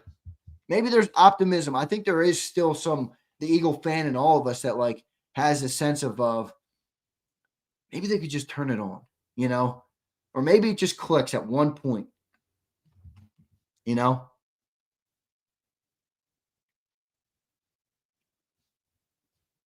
Roll says, in relativity to the past couple of years, no. But a lot of people act like this is the worst time in Eagles football. Yeah, but brother, here's the problem with this, Roll, because you're right. Obviously, it's a good period of Eagles history. But here's the problem with this. Then don't talk about golden eras. Don't talk about dynasties, because when you're a dynasty, Roll, or you want to become a dynasty, or you want to have a golden era, like, just winning a lot, it doesn't get you that, brother. Then you end up like the Pittsburgh Steelers. The biggest, the award that they give their coach every year? Congrats, you're above 500. You know what I mean? Like, it depends what you want. I think a lot of fans want multiple Super Bowls. Remember, we still have the least Super Bowls in our own division, brother. We are 4 out of 4. So, like, put all the context in, bro. That's fine if you want to say that, but then don't tell me golden era. Don't tell me we have to win every year. Just say, I'm happy being a pretty good team every year. I don't think a lot of people think like that, I think a lot of fans want a dynasty. A lot of fans want a golden era. A lot of fans want multiple Super Bowls. A lot of fans don't want to be the last in the division when it comes to trophies. Sure, it's good to compare to what they were in the 90s, but who the fuck cares? They didn't win shit in the 90s or the 80s or the 2000s. I don't care about comparing to that. I want to be compared with great teams. I want to be compared with great franchises. I want to win more Super Bowls than someone else in our division. So, yeah, there's relativity that way, but there's also relativity the other way. A lot of fans are spoiled. Right? Do you think it's unfair what I just said? People want more than just, like, winning 10 games every year. I don't know. I get it.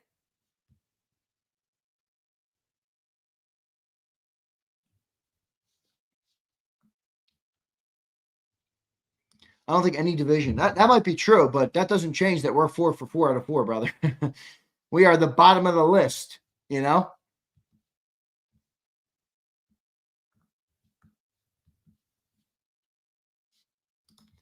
are bottom of the list. Tyler, what's up, Tyler? No change. We're going 1-4. Raiders is our last win. I don't know. I said 2-3, but obviously it could easily become better than that. How are 500 people watching and only a handful of likes? Come on, guys. Hit that like button, man. Hit that like button. Hit that like button. Jay, what's up, Jay? Jay, you've been hating a lot recently. Now you're in here glazing. Is that right?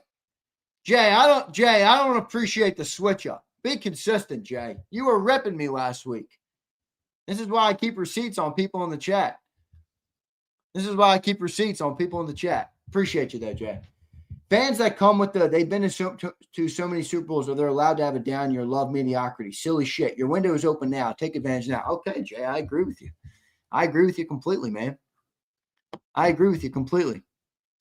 Roll Philly says he's not an optimist. Roll, stop.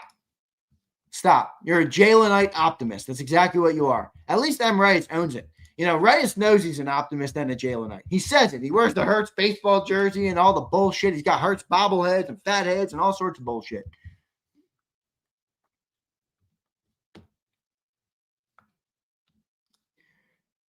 Well, Reyes says, yeah, I know, except we just won the Super Bowl and are still in play for the first seed. Yeah, but Reyes, I think, look at the team this year, Reyes. That's where I'm like, forget about last year for a second. Just look at the 25 Eagles. Are they good, Reyes?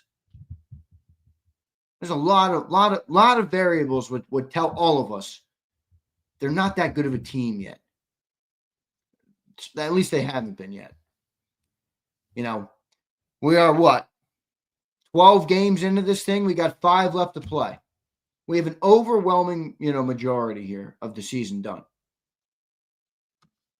Ryan, my bad, bro. I'll try and get yours. I'll try and get yours. Motorscape says, what can we logically change at this point in the season? It's a good question, dude. That's a good question. Getting aggressive, maybe?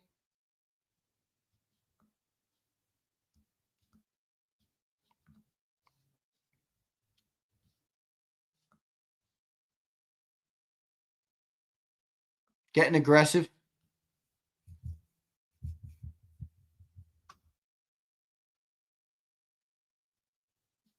The NFC East has almost half the NFC's champ. Wow, that is crazy. Is that true?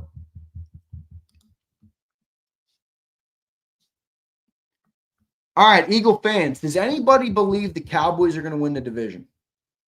I don't, to be clear.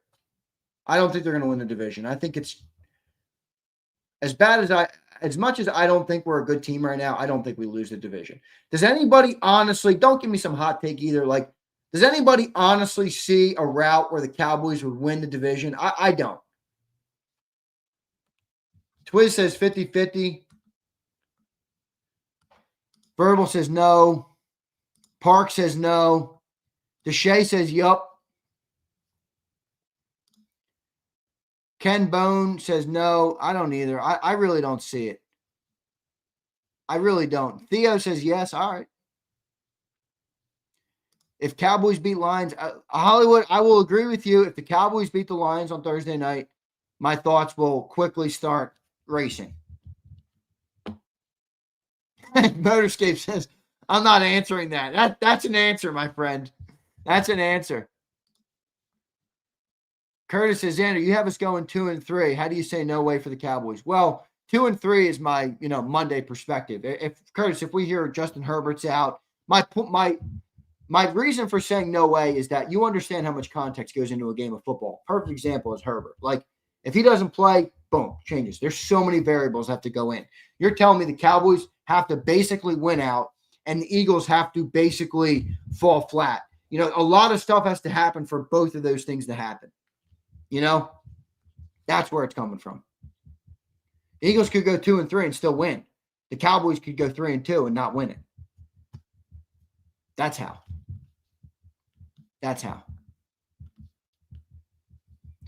20 years, no repeat winner. That's correct.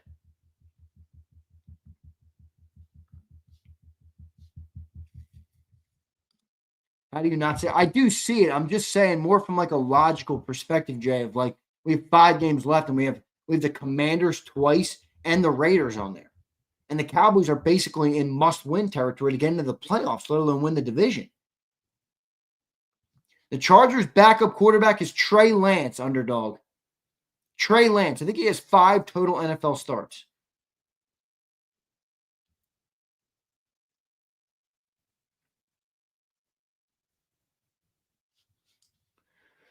What do the Eagles need to do to win? I think to make it guaranteed, they'd have to go 4-1. So if they went 4-1, and even if the Cowboys won out, I think we would still win the division, if I'm not mistaken.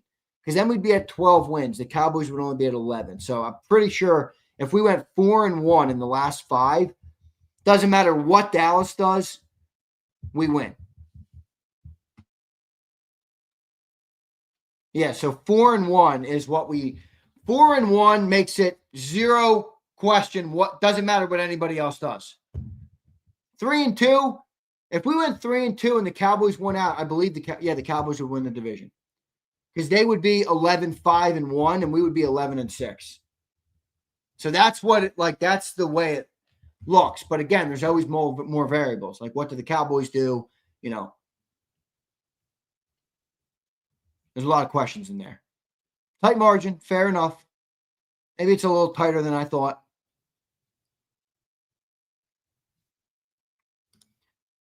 Cowboys' schedule is easy. I always predict Dak to choke, but if he doesn't, they can easily go 4-1. Yeah, but dude, they still do have, like, they get the Lions. The Lions are still the Lions. Like, I know they're not as good this year, but they're still a scary team in that they can beat you any week, you know?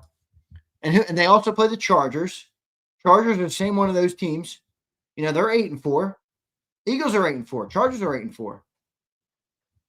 You know? I thought the Cowboys played the Chargers. That's not it, Curtis. Cowboys play the Chargers, right? And then they have a division game where we all know how division games go. I mean, even Mark Holmes said that to me on the post-game show. He's like, yeah, division losses are different, though. Division games are always close, you know, for the most part.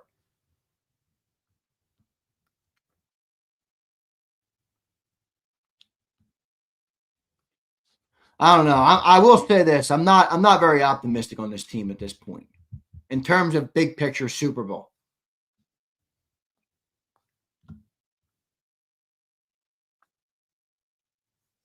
Soccer, I'm kind of with you. I don't see what the downside of putting Patullo in the box is, but I get where John's coming from. He's like, that's not problem number one.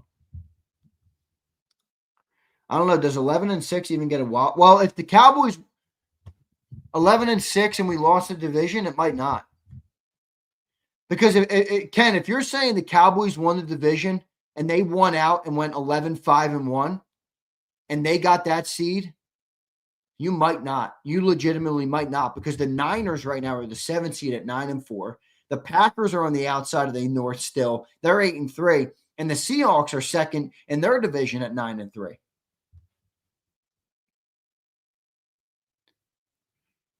What's the Niners' remaining schedule? Is Hogan in here?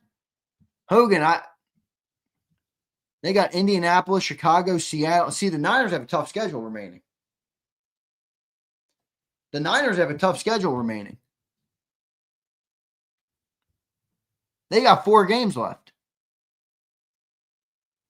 They're on their bye week. No, I'm not down. I'm down on Super Bowl, Fernie, because I don't think we're a good team this year, bro. That's it. That's what it's come down to for me. We're not a very good team right now. Act like 24 doesn't exist just for the sake of the thought process. Are the 25 Eagles that good?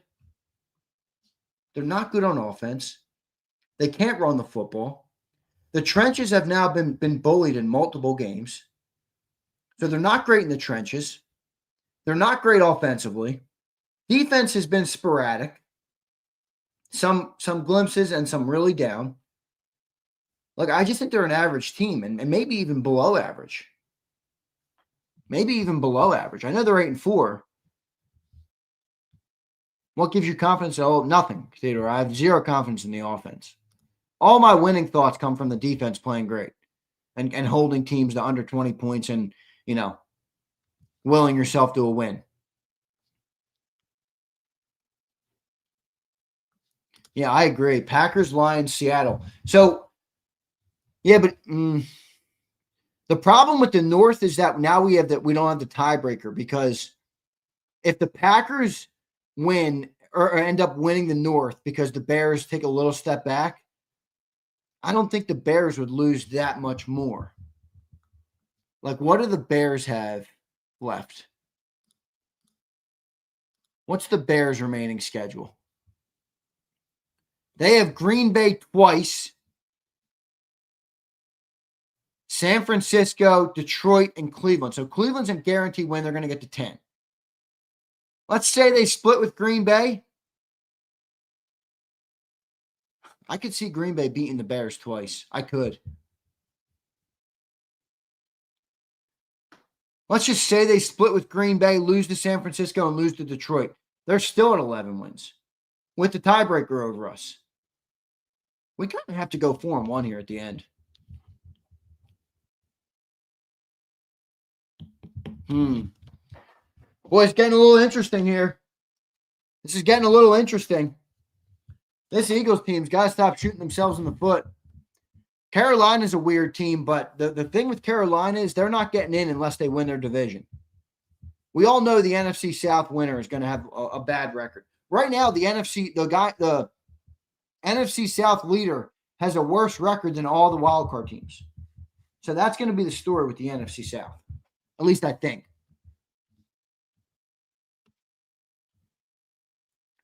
I like Bryce Young too. If the guy was 4 or 5 inches taller, he'd be a machine. Just a small dude. But he is good.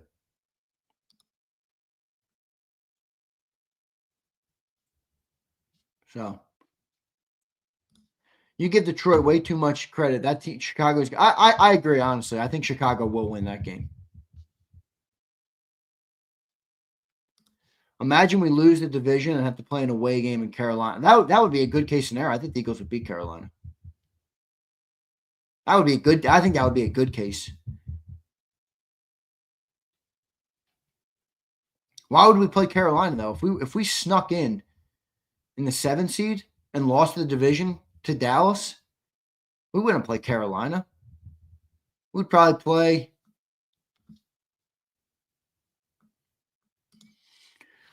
Who would we play? Yeah, we'd play the number 2 seed, which right now is the Rams.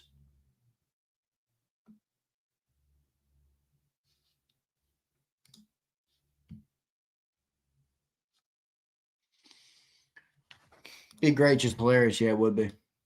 Yeah, I don't know, man. I don't know. I think most fans are a little bit losing. No, I get it. We're fans. You're gonna feel good, or you're gonna have hope until the end. I'm not. You're never out of it until you're out of it. The team obviously has a lot of talent. They could have a good game at any time, but it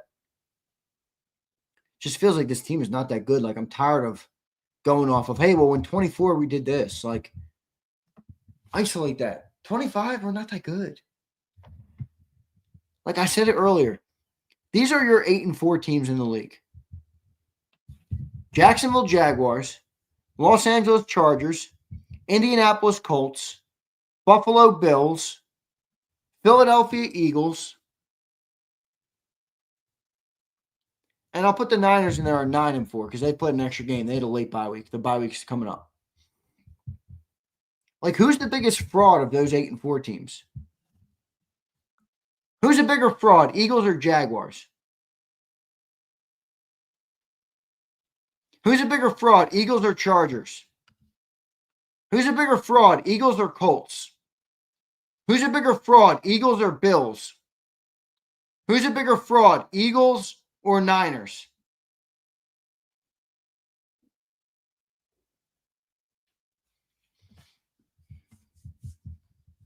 Eagles fraud meter's getting up there.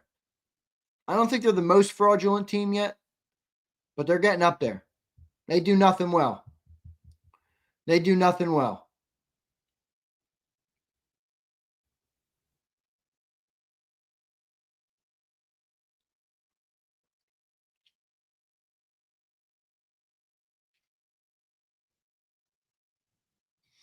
Framing this as who's the fraud already shows a defeated mindset. No, Race, I'm just going off of 8 and 4. Well, you can say they're not a fraud, If you say they're not a fraud, then that's not defeatist mindset.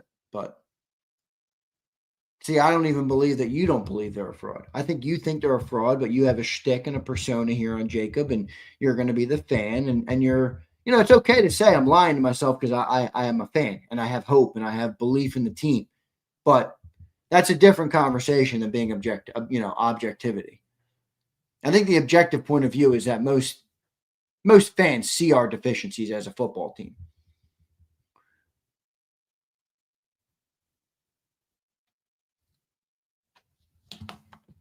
I don't know, man. Yeah, Joe, that's true. Colts are beat up, bro. What happened to Sauce, by the way? He said it was like quad, but it was non-contact, right? Any update on him?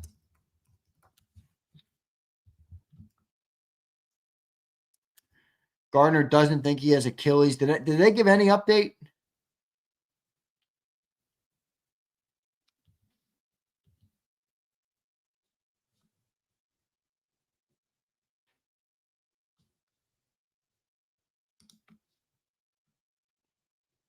A calf strain. Calf injury?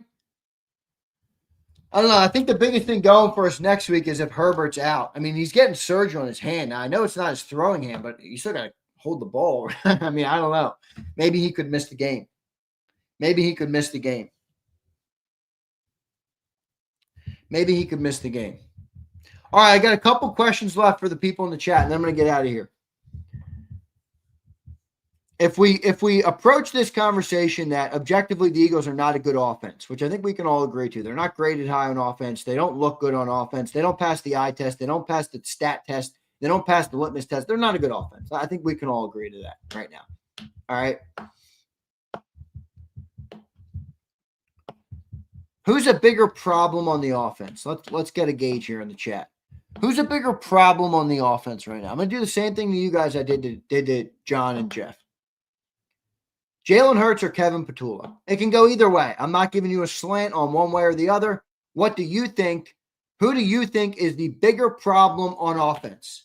Kevin Petula or Jalen Hurts?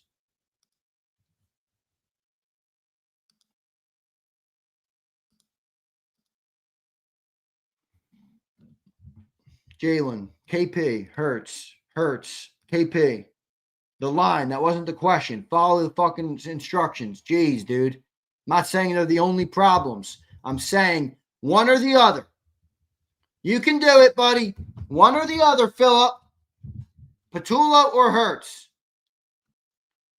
Stoners, follow the fucking question. Sirianni wasn't involved. Hurts or Petula? Intern, follow the question. Hurts, KP, Hurts. Curtis, follow the fucking question. Hurts, both. Jalen, but it's Hurts. Petula.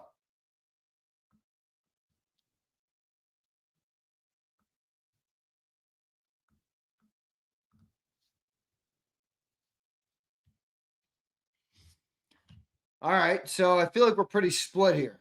Let me put a chat. Let me put a I'm not this poll is not going to last long.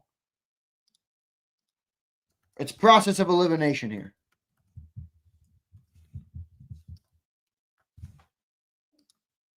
All right, vote in the chat. I just did it. Hurts, Petula. Let's see who wins. Hurts or Petula?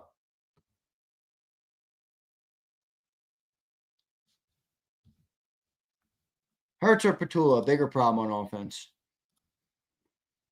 32 votes. Hurts right now in a big lead.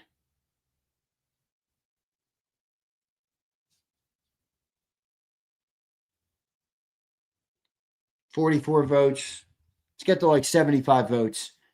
Let's get to 75 votes. It's 70-30, 65-35 right now at 50 votes. 66-34. Let's get to 75 votes. Vote in the chat. Hurts or Petula has a bigger problem.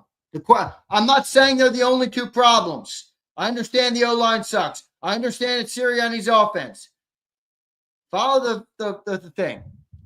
The question. 59 votes. 60 votes. All right. Hurts seems to be this. All right, so Hurts wins this first one. All right, so if you think Hurts is a bigger problem than Petula, I think he is too, because I don't think Petula is even running his own offense. All right, let's end that. Next one. If Hurts wins the first one, Hurts moves on to round two. Who's a bigger problem on the offense? Hurts or Sirianni? Remember, this is Sirianni's offense. The conservative approach is Sirianni's offense. Hurts or Sirianni? You can make the argument Hurts is the reason they run this offense. That would be Hurts' answer. But that's not what I'm asking you. Who do you think is the bigger problem? Hurts or Sirianni? This one's much closer. 51-49 right now. Hurts or Sirianni? 51-49. Sirianni takes the lead. 50-50 right now. 50-50 at 50 votes. 50-50 at 52 votes. This is like an election. This is like a freaking election right here. This is like an election. Sirianni has the lead. Sirianni takes the lead. Oh my! 52 to 53 to 47. Sirianni's pulling away. Oh, baby. All right, 61 votes. Sirianni's got the lead. Sirianni's got the lead. Oh, baby. 53 to 47. It's Nicholas Sirianni. 51-49. Hurts is, oh, it's 50-50. Hurts is mounting a comeback like we're playing the Buccaneers. Oh, my. 51 takes the lead. 69 votes. Come on. 50-50.